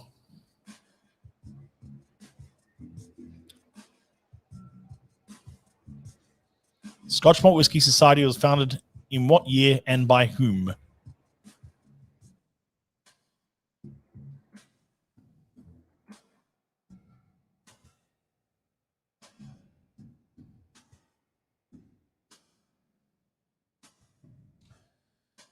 Ooh, very close, Mark. Very close. First in the door with the correct answer is, it's moving too fast, was actually Jay Davis. Jay Davis got it. Was the first I saw getting it right there. 1983, Pip Hills is correct. You know what? Jay Davis, you are the squeaky wheel after all. And I mean that in a very nice way. But because you got that question right, and that was a bit of a tricky one, if you don't already have a copy, I'm going to send you a copy. If you already have one, I'll send you something else. That's Pip Hill's book, Founder's Tale. Great little book. Mad book, in fact. The correct answer is, in fact, not Matt Bailey 2003. That's a very good guess, but I did not. The Scotch Malt Whisky Society was founded a little bit earlier than that and was not founded by me. So that's a cool little guess. Okay, now the next one, the next question. Ooh. The correct answer is, in fact, not 1533 Andrew Durbridge either. But you know what? That was also a good guess. Okay. So, well, I said the Scotch Malt Whisky Society. I didn't say Australian branch. I said the whole society. Okay. Now we're going to go on to some visual questions. These next questions are examples of where it's distilleries where I photoshopped out the distillery name. First person to name the distillery. Okay, here we go.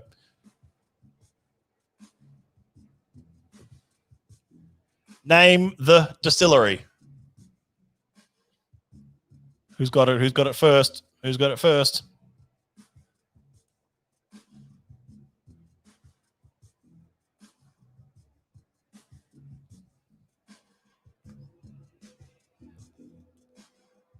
Brooke and Jules got it first. Glenlivet is correct. Glenlivet is correct, ladies and gentlemen. That is the Glenlivet Distillery. Well done. You know what?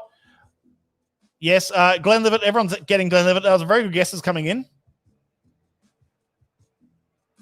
But Brooke actually beat you to the punch there, I think. Everyone who's answering Glenlivet, very well done. Well done. Next, they get progressively harder, I told you. So the next one is, well, not really progressively harder. There you go.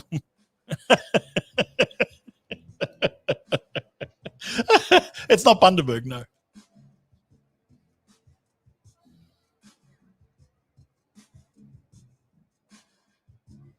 Name the distillery.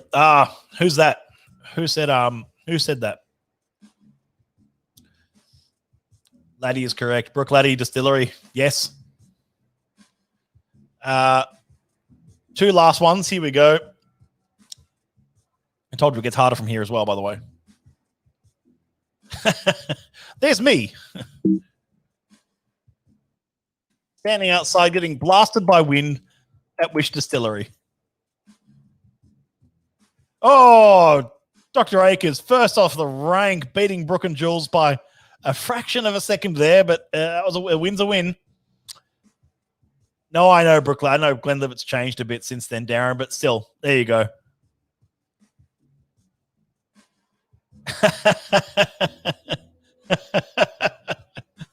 That is Lefroy Distillery. That is indeed Lefroy Distillery that I photoshopped out the name there.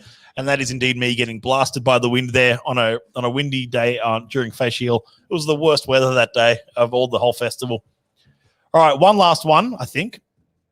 And actually, no, I'll save the last one for after our chat now. I'm going to introduce someone else into the chat now, actually. A special guest. We had Brooke and Jules on from Whisky and Almond just now. Fantastic partner bar in Melbourne.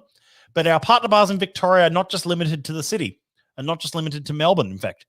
In fact, we have partner bars all around Australia, including regional Victoria, which I'm really excited to welcome into the stream Damien Cosbeckwith from the 18th Amendment Ballarat, and we're going to have a bit of a chat. I'm going to bring him in just a moment. Just 1 second, just one little last technical hitch before I just bring that in here. And here he is. We're just going to bring him in across the stream here. Good-looking rooster. There he is. I'm going to bring him in live so you can see him what he looks like in person rather than just me talking about it. So, ladies and gentlemen, Damien Cosbeckwith, welcome to the stream. Hey guys, how you doing? Fantastic. Great to see you. Thank you. Good to see you as well. Indeed. And where are you tuning in from tonight? So tuning in from the 18th Amendment Bar in Geelong. Yes. So this, for those of our members who want a bit of history, let's run down some of the background here. So we had a partner bar, had a partner bar in Ballarat called the Lost Ones, and so many of our Melbourne members may have known the Lost Ones, may have been to it. I know Jay Davis in the stream certainly have been to that bar. However, recently, 18th Amendment Geelong got involved, bought it, and then it's now 18th Amendment Ballarat. Correct. Yeah. So just sort of fortunate timing where we were looking to expand our brand down towards Ballarat, and the Lost Ones, for anyone that's been there will know that the atmosphere, the ambience of that venue was absolutely stunning and is exactly what we were wanting to do. It made it quite easy for us for our renovations because the venue itself was exquisite and stunning, and just the entry, you go down this sort of alleyway between the building and its neighbour, and then sort of double back on yourself to get into the venue. So it had that hidden speakeasy feel, which is exactly what we wanted. And yeah, it didn't really have to do much. Just a small bit of cosmetic renovations, and yeah, ready to go. Yeah, it was the thing I love about 18th Amendment is it, or shall I say, previously the Lost Ones. It, like you say, it had this sort of like it was almost impossible to find. Absolutely. In a nice, easy way. And when you got inside, though, there was this lovely, warm, inviting atmosphere. Yeah. I can't wait to have you down again, and so you can sort of give us your feedback on what it is like now. Because yeah, a few small tweaks, but as I said, that ambience that was already there and that atmosphere was just we literally couldn't say no. Everything was there and ready to go. Yeah, awesome. So let's rewind a bit. Give us a bit of a background of your history in managing bars in looking after the 18th Amendment group with George. Yeah, so myself, I've been bartending for over 10 years now. As I think most of us do in our career, stumble into spirits and cocktails. So I've been bartending for the last 7 or so years.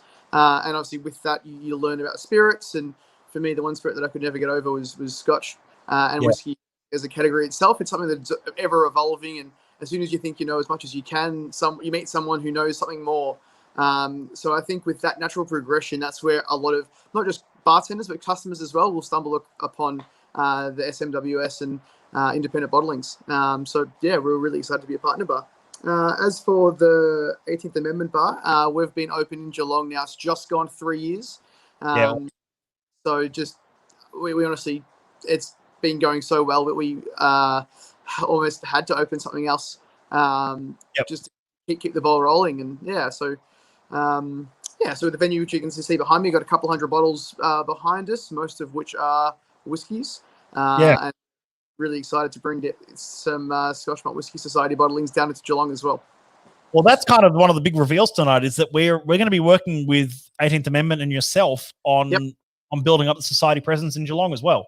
Absolutely, we're very excited to be able to do that, and I think it's about time. We've had one of the biggest whiskey collections in Geelong for a very long time, and it's almost long overdue to be able to pour some of your whiskeys down here. Yeah, I'm really looking forward to it. So, do you want to give us a very quick sort of visual tour? If you on your phone or my phone, yeah, just because we're currently doing a Whiskies of the World masterclass down around the corner at our sister bar. But this is the venue. So exposed rafters, all natural. Not a crazy big bar. We seat about 75 people.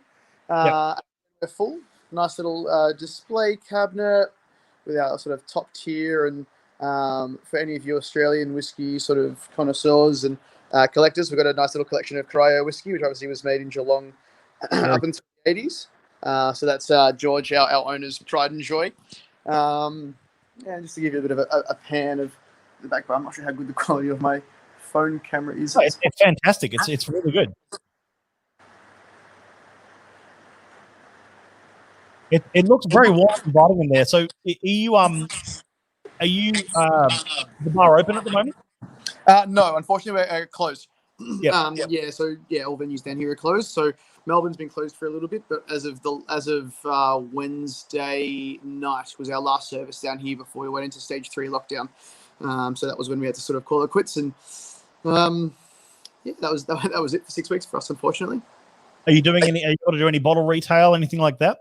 No, we dabbled with the idea of takeaway cocktails, but you can't match coming to the venue and having the ambience and the atmosphere and the music and everything of having it here. So we just didn't think that they would sort of live up to the hype of what we do here.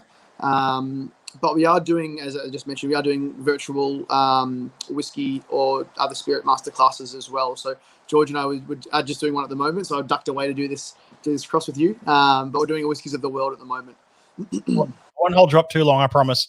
I just wanted our members to meet you and put a face to the name, and just a bit of an announcement that we're going to be working closely with 18th Amendment, Ballarat and Geelong. Yep. As soon as restrictions are lifted and we're all able to.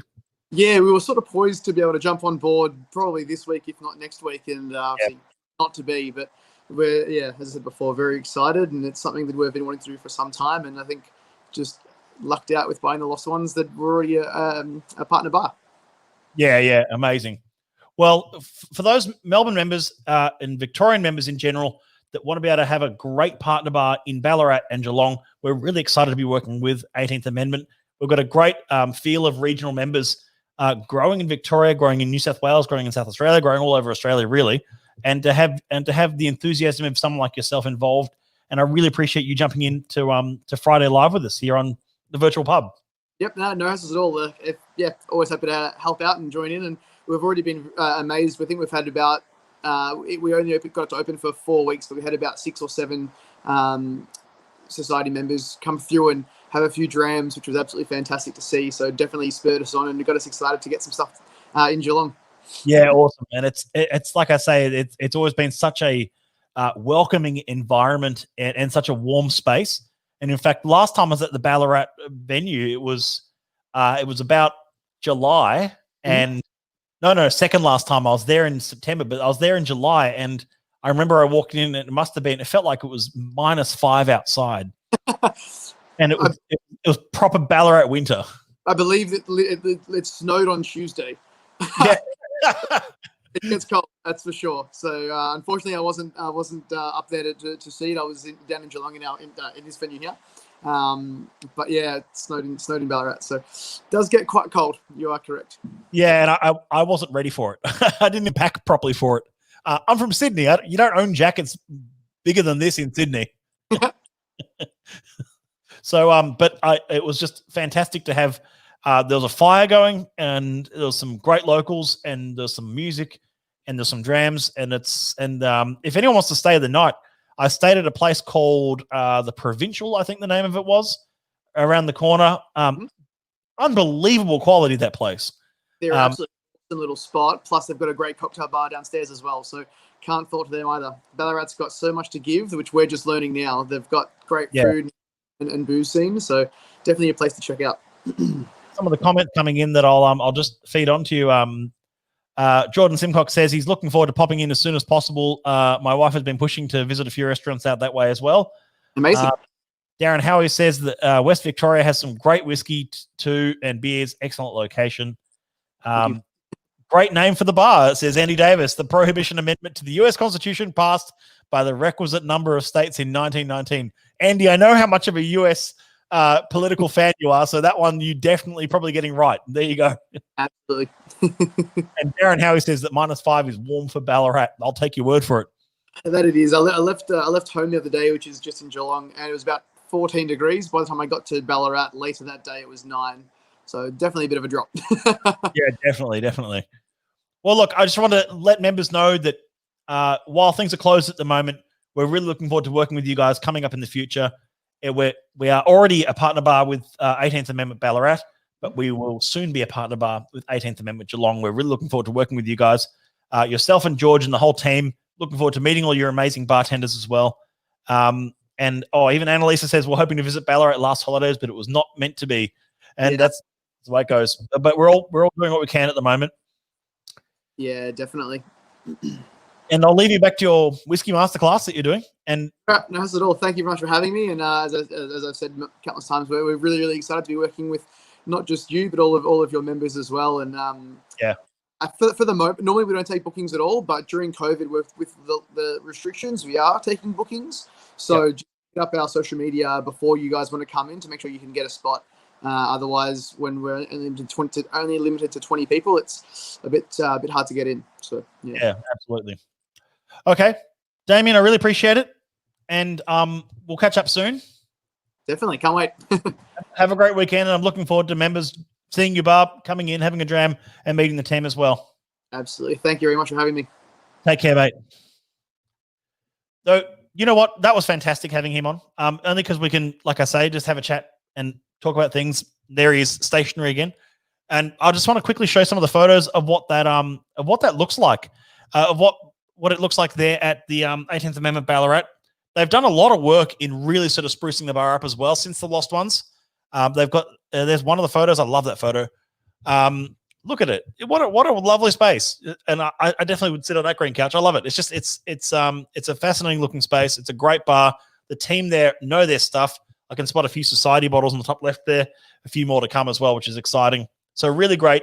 Well worth checking out, supporting if you can. There's some great things happening in New South Wales, regional Victoria, all over at the moment. And of course, looking forward to getting back out there as soon as I'm allowed to. That would be the dream, of course. Now, where was I? I was in between something here before I actually had two more slides to show you of distilleries that we're going to do a quick quiz on, and then we're back over to the band. So bear with me here. Okay. First guess is this one. If anyone wants to throw a guess as to which distillery this is, I told you hard mode is engaged here. So this is just the last two in the quiz.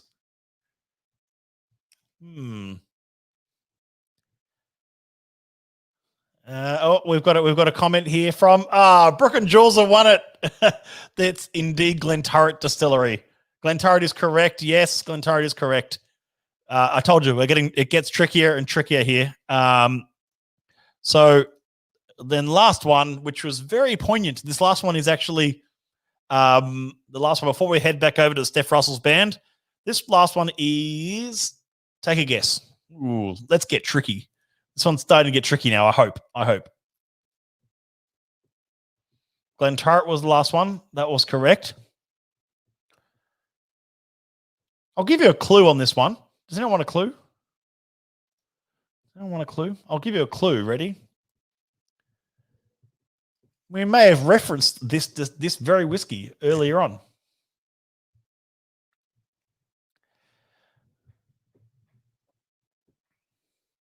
Any guesses? Any guesses for this one? Milton Duff is correct. James Caden, congratulations. That was probably the trickiest one of them all.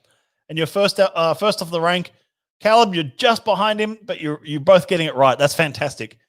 You know what? I love little silly quizzes like this. It's just a bit of fun of things to things to check out. Some little bit of a quiz in there. Starwood is in fact not the correct answer. But you know what? It kind of looks like it, right? There you go. Jay Davis, you're correct. It is Milton Duff. It's not much to look at, but I don't know. I think it kind of looks, I don't know. It looks old worldy. I like that about it. All right. You know what? That's enough for me on this. I'm going to bring in Steph Russell Band now again. So just chill out. It's Friday night. It's virtual pub. We're meant to be at the pub right now, but we're not. So instead, virtual pub is a chance for us to sit down, have some great music, have some great drams, pour yourself a dram, sit down, and let's relax. You can broadcast this to your TV, to your stereo, however you like. And like I said, we've had a great night, and I'm going to bring Steph Russell and her band back in for another set. This is really exciting. See how they're going. See if they're ready yet. Hey, we're good. Hello. By the way, I know you couldn't get all the feedback coming through before, but everyone's loving what's going on. There's heaps of applause happening in the chat, and we really appreciate it. So thank you so much. Thank you for having us. It's been a pleasure. This is fantastic. We're looking forward to a second set, and I'll see you after the end of the set. Over to you guys. Thank you very much. Cheers. We're going back from the phone to the... All right. We're going to start with one of Matt Thompson's tunes. He's not only an amazing piano player, he's a brilliant songwriter. This is called Suit Yourself.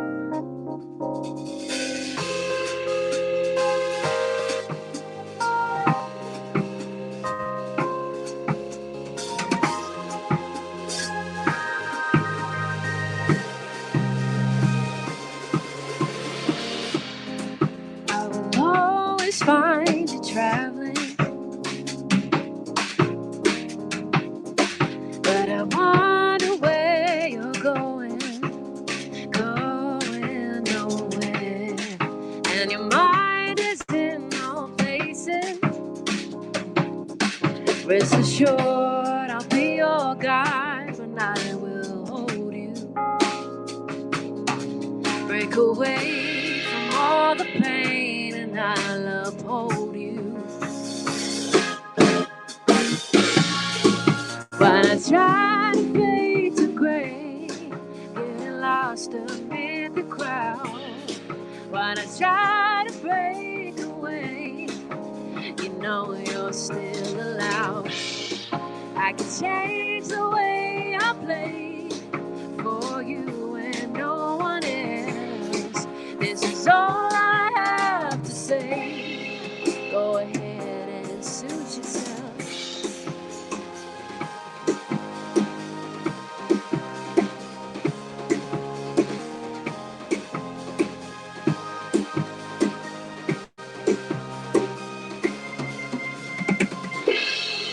While the demons try to haunt you, and temptations try to taunt you, try to go on, and you slowly gain momentum. Rest assured, I'll be your guide, and I will hold you. So in time you will be mine, and I'll uphold you. When I try to fade to gray, getting lost amid the crowd. When I try to break away, you know you're still allowed. I could change the way I play for you and no one else. This is all I have to say. Go ahead and suit yourself.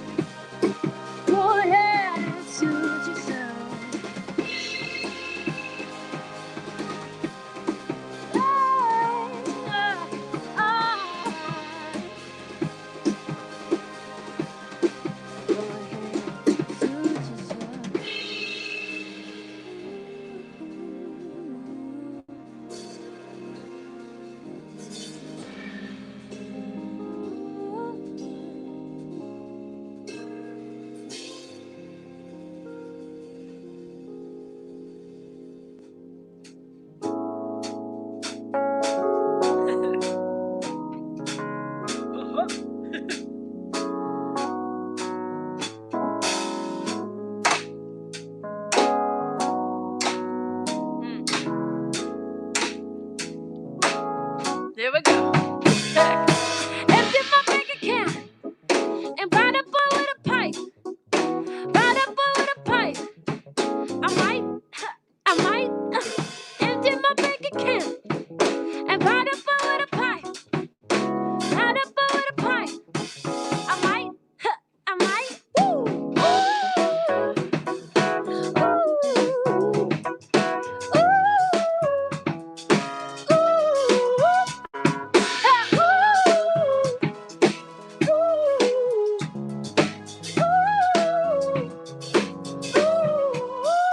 Do you slide on all your nights like this?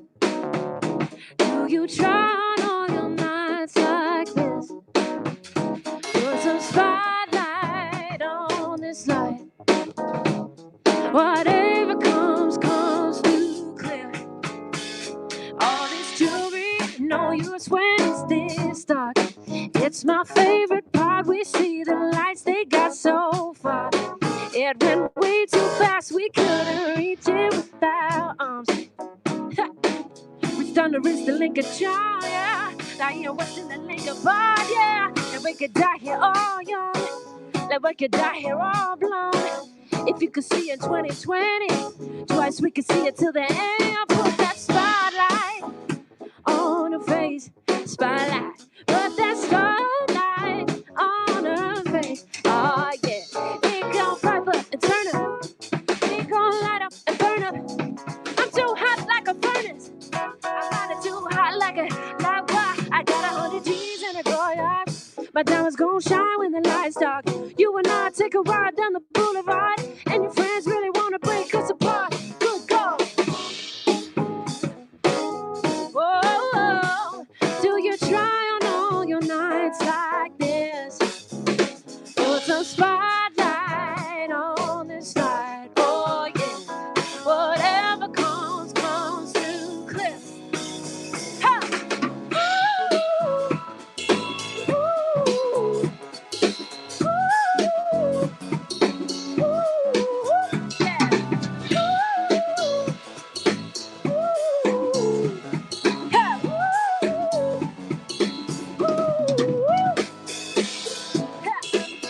Good gracious, staring at my diamonds while I'm hopping out of spaceship. Need your information, duplication to Malaysia. You my baby, the paparazzi flashing crazy. She swallowed the bottle while I sit back and smoke gelato. Walking my metro, 20,000 painted Picasso. Bitches be dipping, dapping like Vegas like a nacho. Took up a bandage at my desk like Regato. She having it when the college working on the bachelor. I know you got a pass, I got a pass. It's in the back of us. Average, I'ma make a million on the average. I'm riding with no brain fish. I said I'm out of it. Do you slide on all your nights like this? Do you try on all your nights like this? Put some spotlight on this light. Oh yeah, whatever comes through clear. Ha. Empty my bank account and ride up with a pipe. Ride up with a pipe. I might. Ha. Empty my bank account and ride up with a pipe. Ride up with a pipe. I might.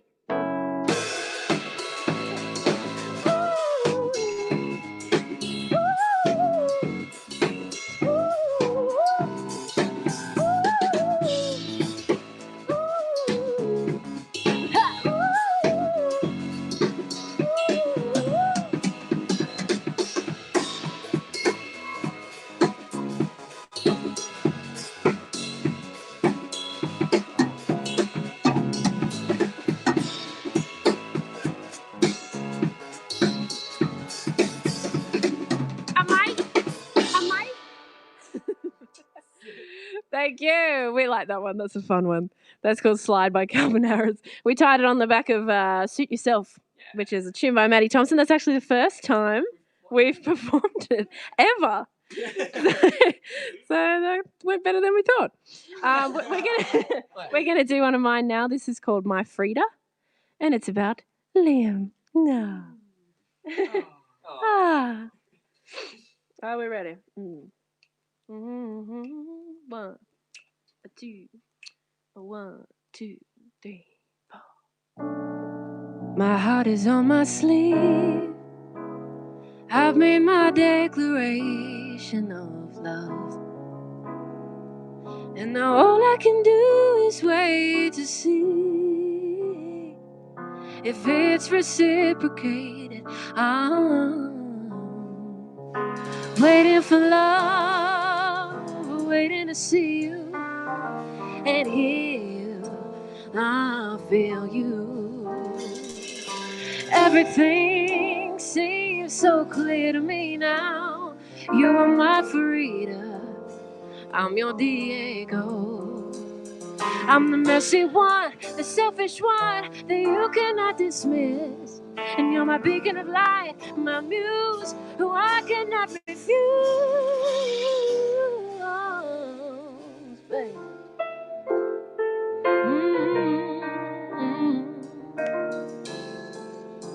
Oh, my heart is on my sleeve, and I wanna drown in your ocean light. I could just plunge deeper and deeper till I hear no noise but your heartbeat. Boom, boom, boom, boom, boom, boom. Waiting for love, waiting to see you and hear from you, darling. Just a few words will do. Everything seems so clear to me now. You are my Frida, you are a work of art. And I know it hurts, but I'm here now to help you lick your wounds. And I'll hold you till the morning light and kiss those sleepy eyes. Baby.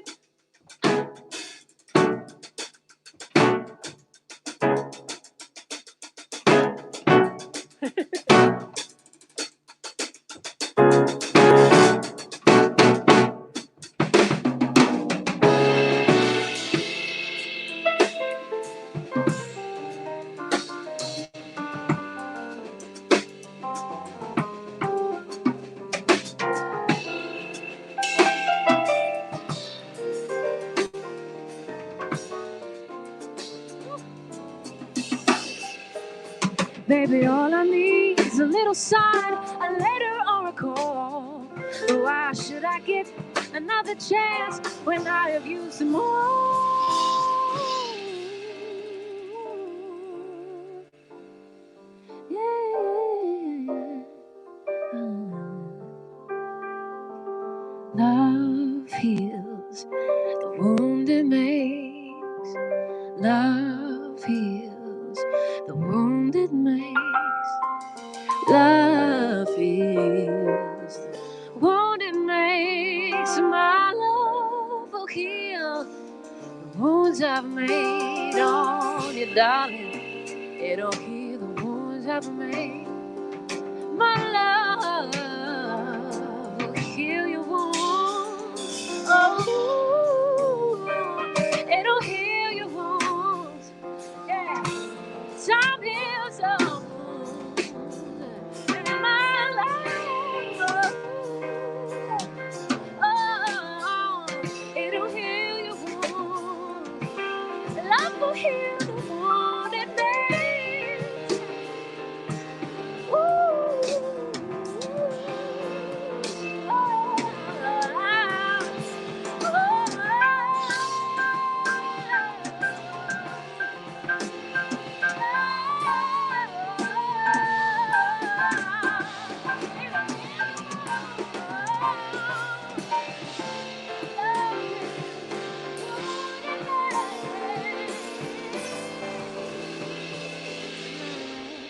Will heal the wounds I've made. My love will heal the wounds I've made. My love will heal the wounds I've made.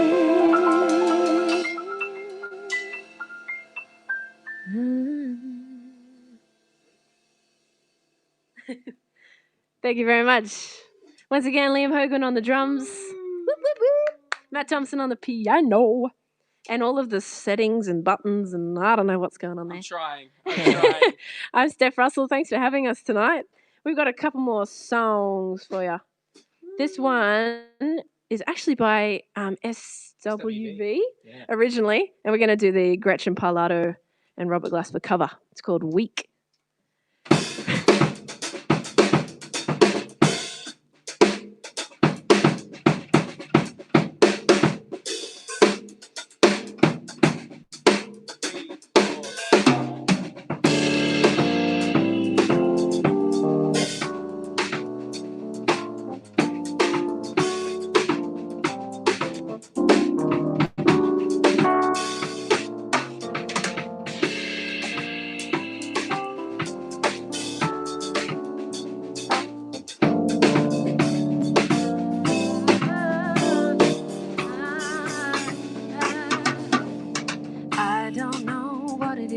That you've done to me, but it's caused me to act in such a crazy way. Whatever it is that you do, what you do when you do it, it's a feeling I don't want to stay.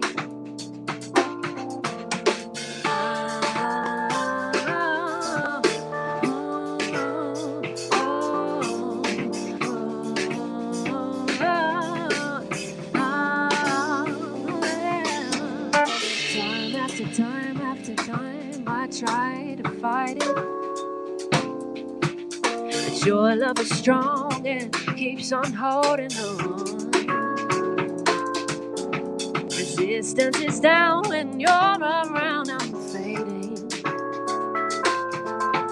My condition, I don't wanna be alone, 'cause my heart starts beating triple time with thoughts of loving you on my mind. Can't figure out just what to do when the course and cure is you.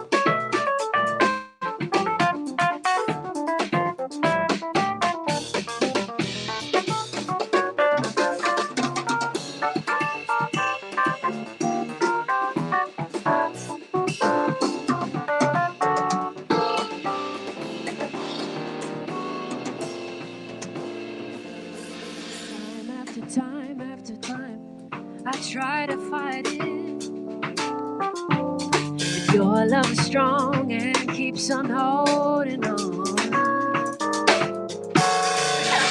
Resistance is down when you're around, I'm fading. In my condition, I don't want to be alone, 'cause my heart starts beating triple time with thoughts of loving you on my mind. Can't figure out just what to do when the cause and cure is you. I get so weak and uneasy, can hardly speak, I lose all control. Something takes over me in a daze. It is so amazing, it's not a phase. I want you to stay with me by my side. I swallow my pride. Love is so sweet, it knocks me right off of my feet. Can't explain why your love makes me weak.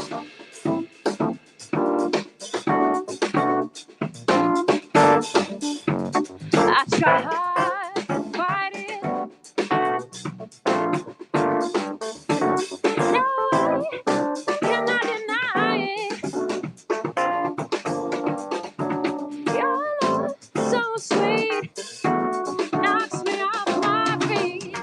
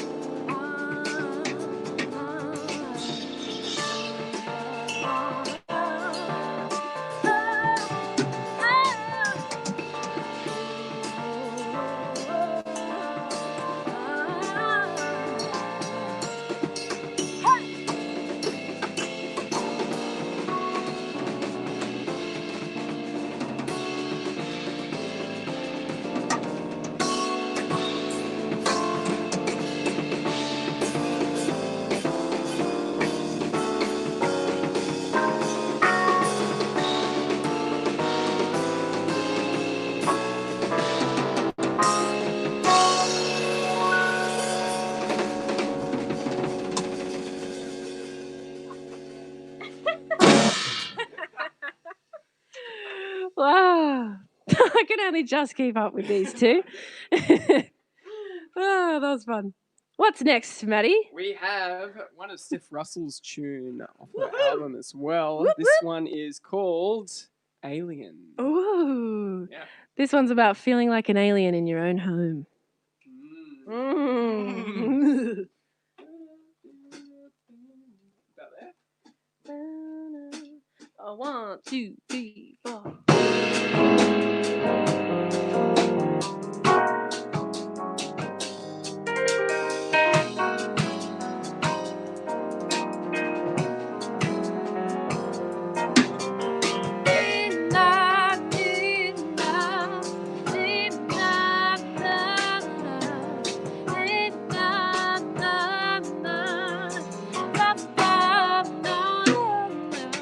Someone got in my house when I was sleeping. They used my toothbrush, my shampoo as well. They helped themselves to the kitchen. They cooked up a feast. Then they crawled upstairs into my bed and they rolled over to see another version of themselves from a much more simple time. I found myself caught in a trap, 'cause her eyes look just like mine. I am an alien, I can't be real, or am I so tired I could not feel that I'm the intruder who found this place throughout all time and throughout all space. Alien, alien, alien, oh, lost alien, alien, alien, oh, who's real? I'm much too tired to feel.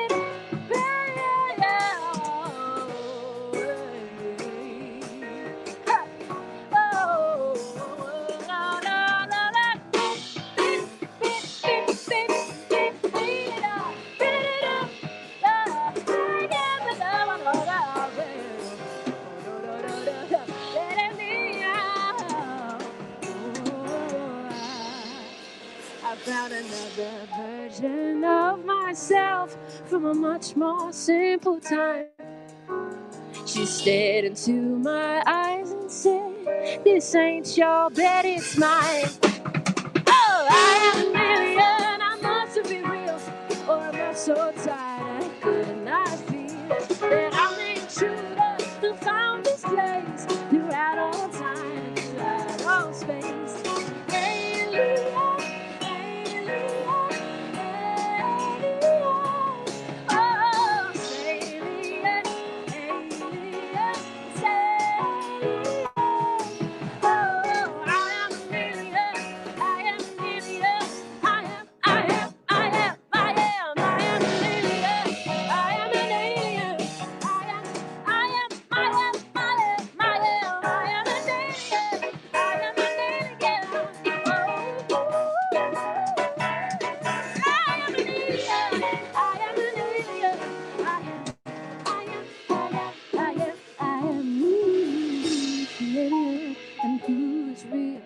I'm much too tired to feel, to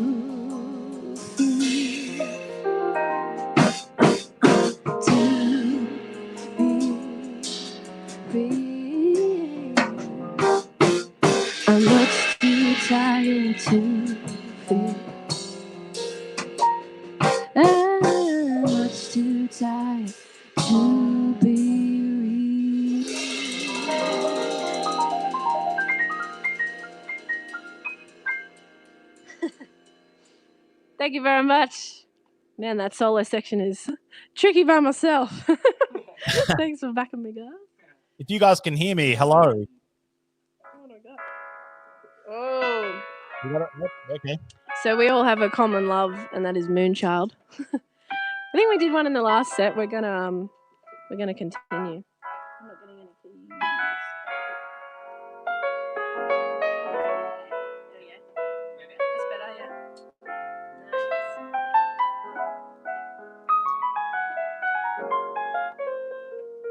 This one's about that person you break up with that you're like, why do I still love them? Sucks. I'm trying so hard.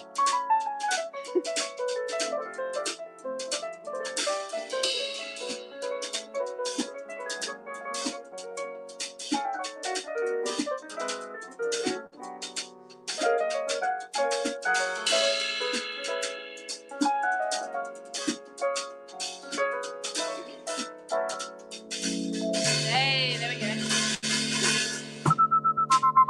I hate you make me nervous. I always say the wrong thing. It doesn't matter anyway. Ain't nothing gonna change now. I hate the situation. I'm always running into you. And when I don't, I'm hoping to. I hate that I feel so confused. Oh, don't wanna feel the way I do. Just when I'm coming through. Don't wanna feel the way I do. Just what I'm going through.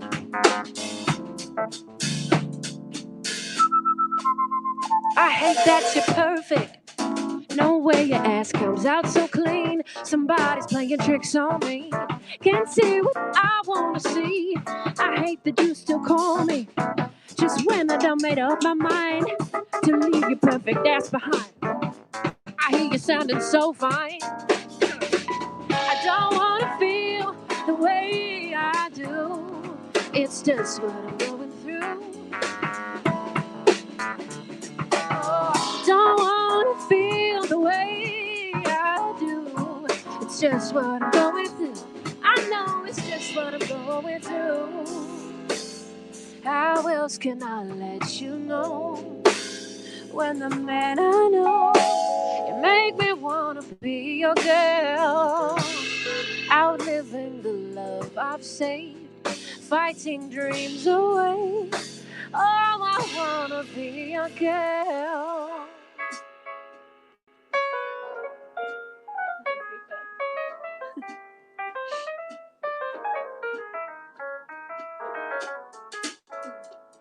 Just wanna be.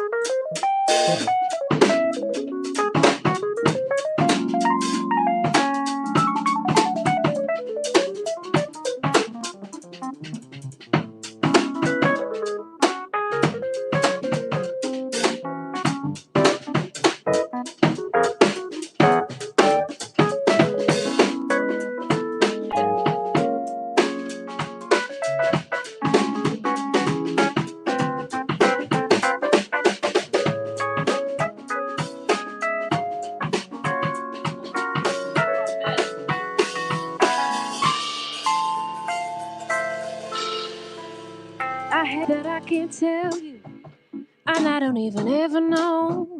I'm trying not to let it show. Mind games just to let you go. I hate that you don't want it.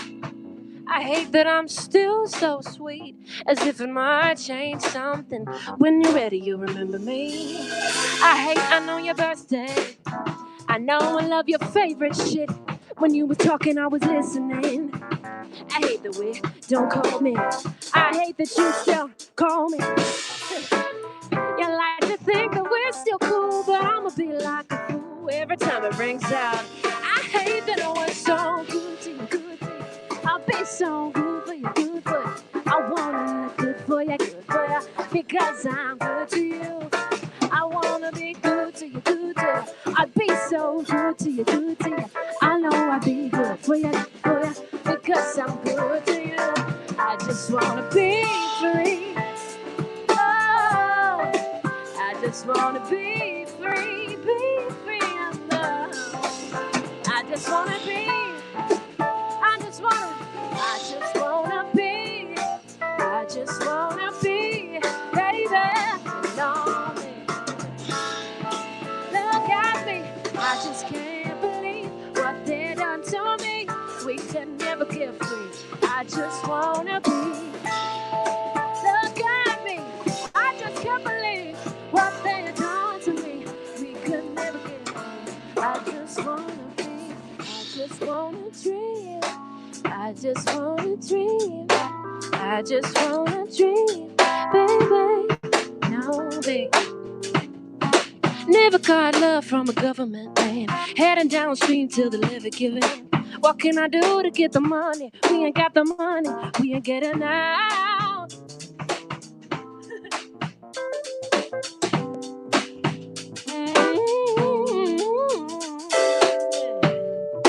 Heading downstream till the levee giving. And my dreams are wearing thin. All I need is relief. I need some sympathy. Oh,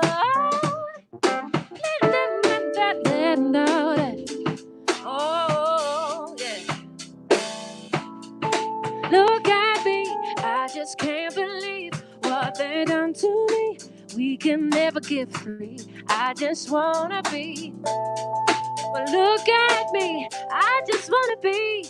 What they done to me, we can never get free. I just wanna be. I just wanna dream.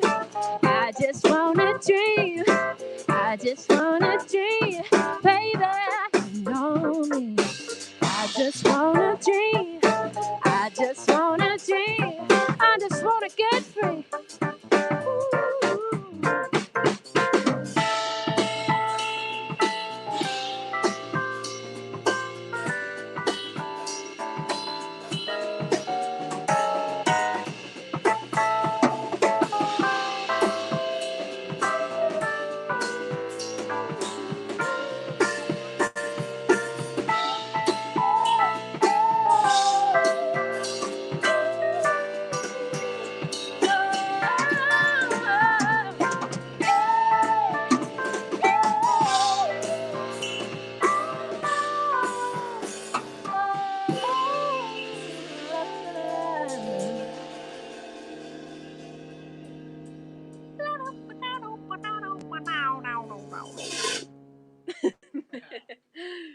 Thank you.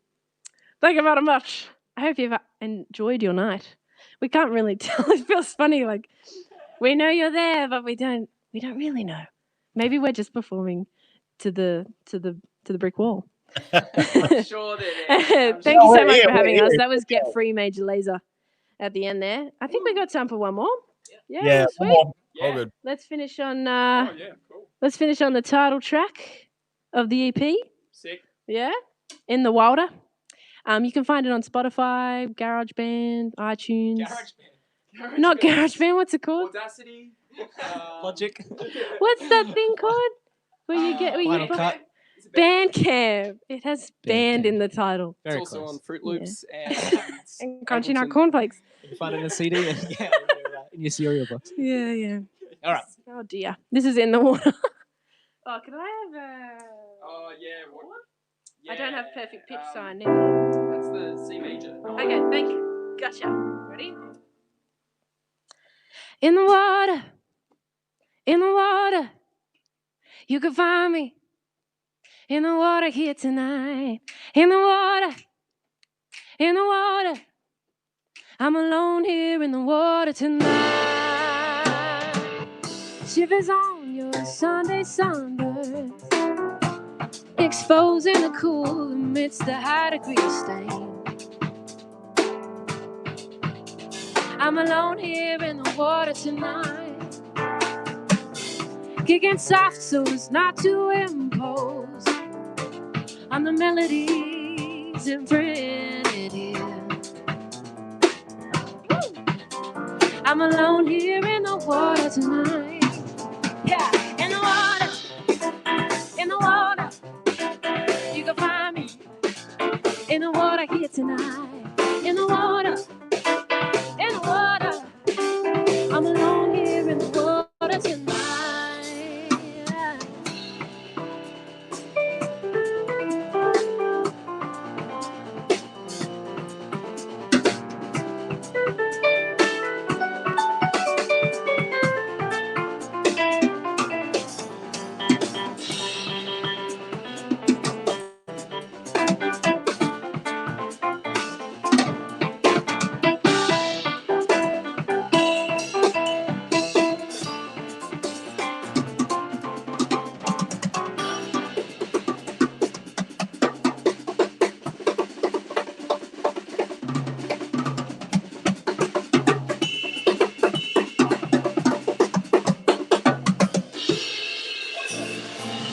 The morning glow seeps red on the blue below, and the colors are enchanting till you're left there hanging.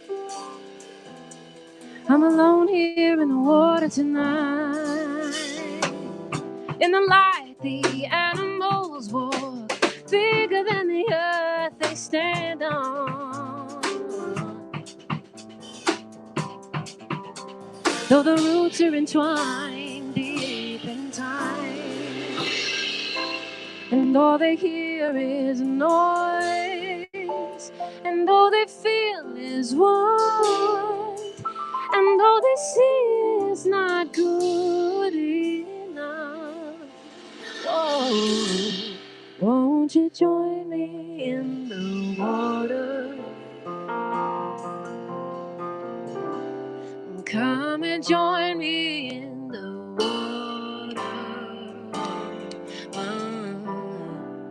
You can escape that noise in water. Come and join me in the water. In the water. In the water.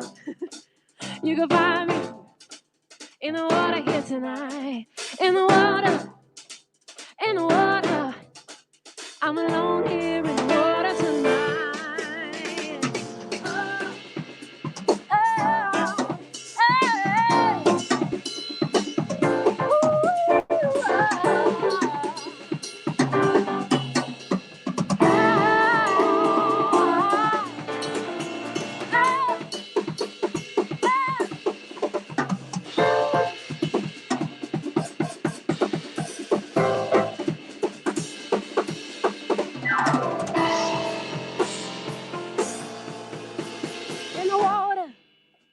in the water, you can find me in the water here tonight. In the water,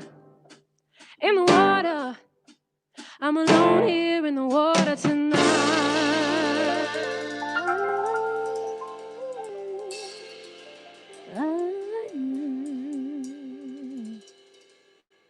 Yeah, that's Matt Thompson on keys, Liam Hogan on the drums. I'm Steph with our Steph Russell band. Da, da, da, da, da, da, da. Thank you for having us. Thank you very much. Have a lovely rest of your evening and a beautiful weekend. Indoors.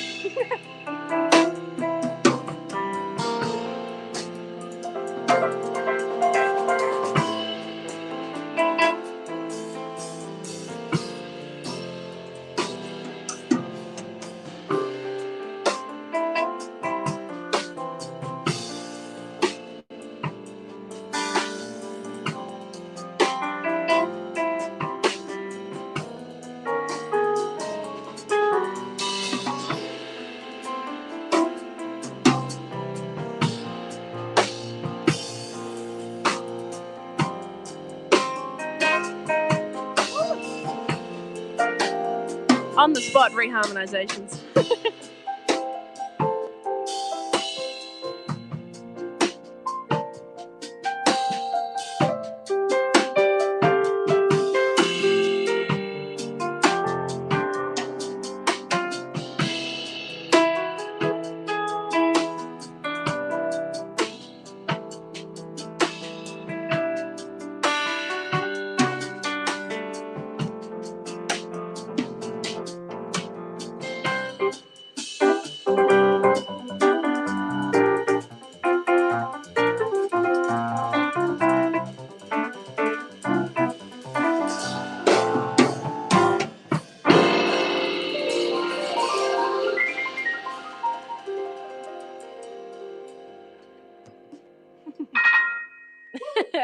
Thanks, guys. See you later. Amazing. Thank you so much. What an amazing show. Thank you so much. Big round of applause for Steph Russell Band. Seriously, so good. What an amazing act. Thank you guys so much. Guys and girls, thank you so much. Ladies and gentlemen, put your hands together for them, even in the comment section. Throw your comments up for them. What an amazing act. That was just so good. Thank you so much, everyone. Thank you. I'm just going to there's a couple of last little announcements. I thought I spotted that Steph's red headscarf she's wearing in the right there is also on her EP. You can spot it right there. Check out stephrussell.bandcamp.com. You know what? That was fantastic. What a fantastic show. So thank you again, Steph. And of course her band. You know what? Thanks, guys. Unbelievable stuff. Really kept the spirits up for our Friday night at the Society for our members for Virtual Pub. We're just about at the end of the night, the end of the Virtual Pub, I'm afraid. But you know what? We've had 2 hours and 40 minutes of pub time, which has been fantastic. But I'm going to make a few last little announcements. I know a lot of you have already seen these already, but I'll show them to you anyway. So here we have, where is it? Let me go. You know what? Here we go. Isn't that exciting? We've got 3 exclusive events for our Sydney members, New South Wales members, 3 exclusive events at Archie Rose. Challenge the Panel this Thursday, the 20th of August. That's about 2 weeks from now, where we're tasting through 6 single casks, nicely socially distanced inside the distillery there. We've got Heresy History. I saw someone ask in the comments section earlier tonight, what's the Heresy releases? They're really special releases of experimental blended malts that the Society's done over the years. Really so good. So if you have not tasted any of them, we're opening from exotic cargo forwards for this event, which is really exciting. And then, of course, a SMWS members only tour of the distillery where we'll be tasting the Archie Rose single malt before anyone else. That's worth membership alone, I think. You know what? It's a $10 ticket. And it gives you a full tour of the distillery and a taste of their whiskey. But look, I know I'm showing you things that you can't go to, but I'm mentioning a few things here whilst I'm here. So I know I've dedicated the evening to Melbourne members, but I'm just saying for Sydney members that might want to come along to that. But for everyone around the country, the virtual tasting, the 5-flavor forte, try saying that after a few drams, virtual tasting is live on the Thursday, the 27th of August. Grab your packs online. A huge number of those packs vanished out the door today at outturn. There's still a few left. So you know what? Jump on. Love to see you at that virtual tasting. The casks in that tasting are fantastic. So you know what? Just come along.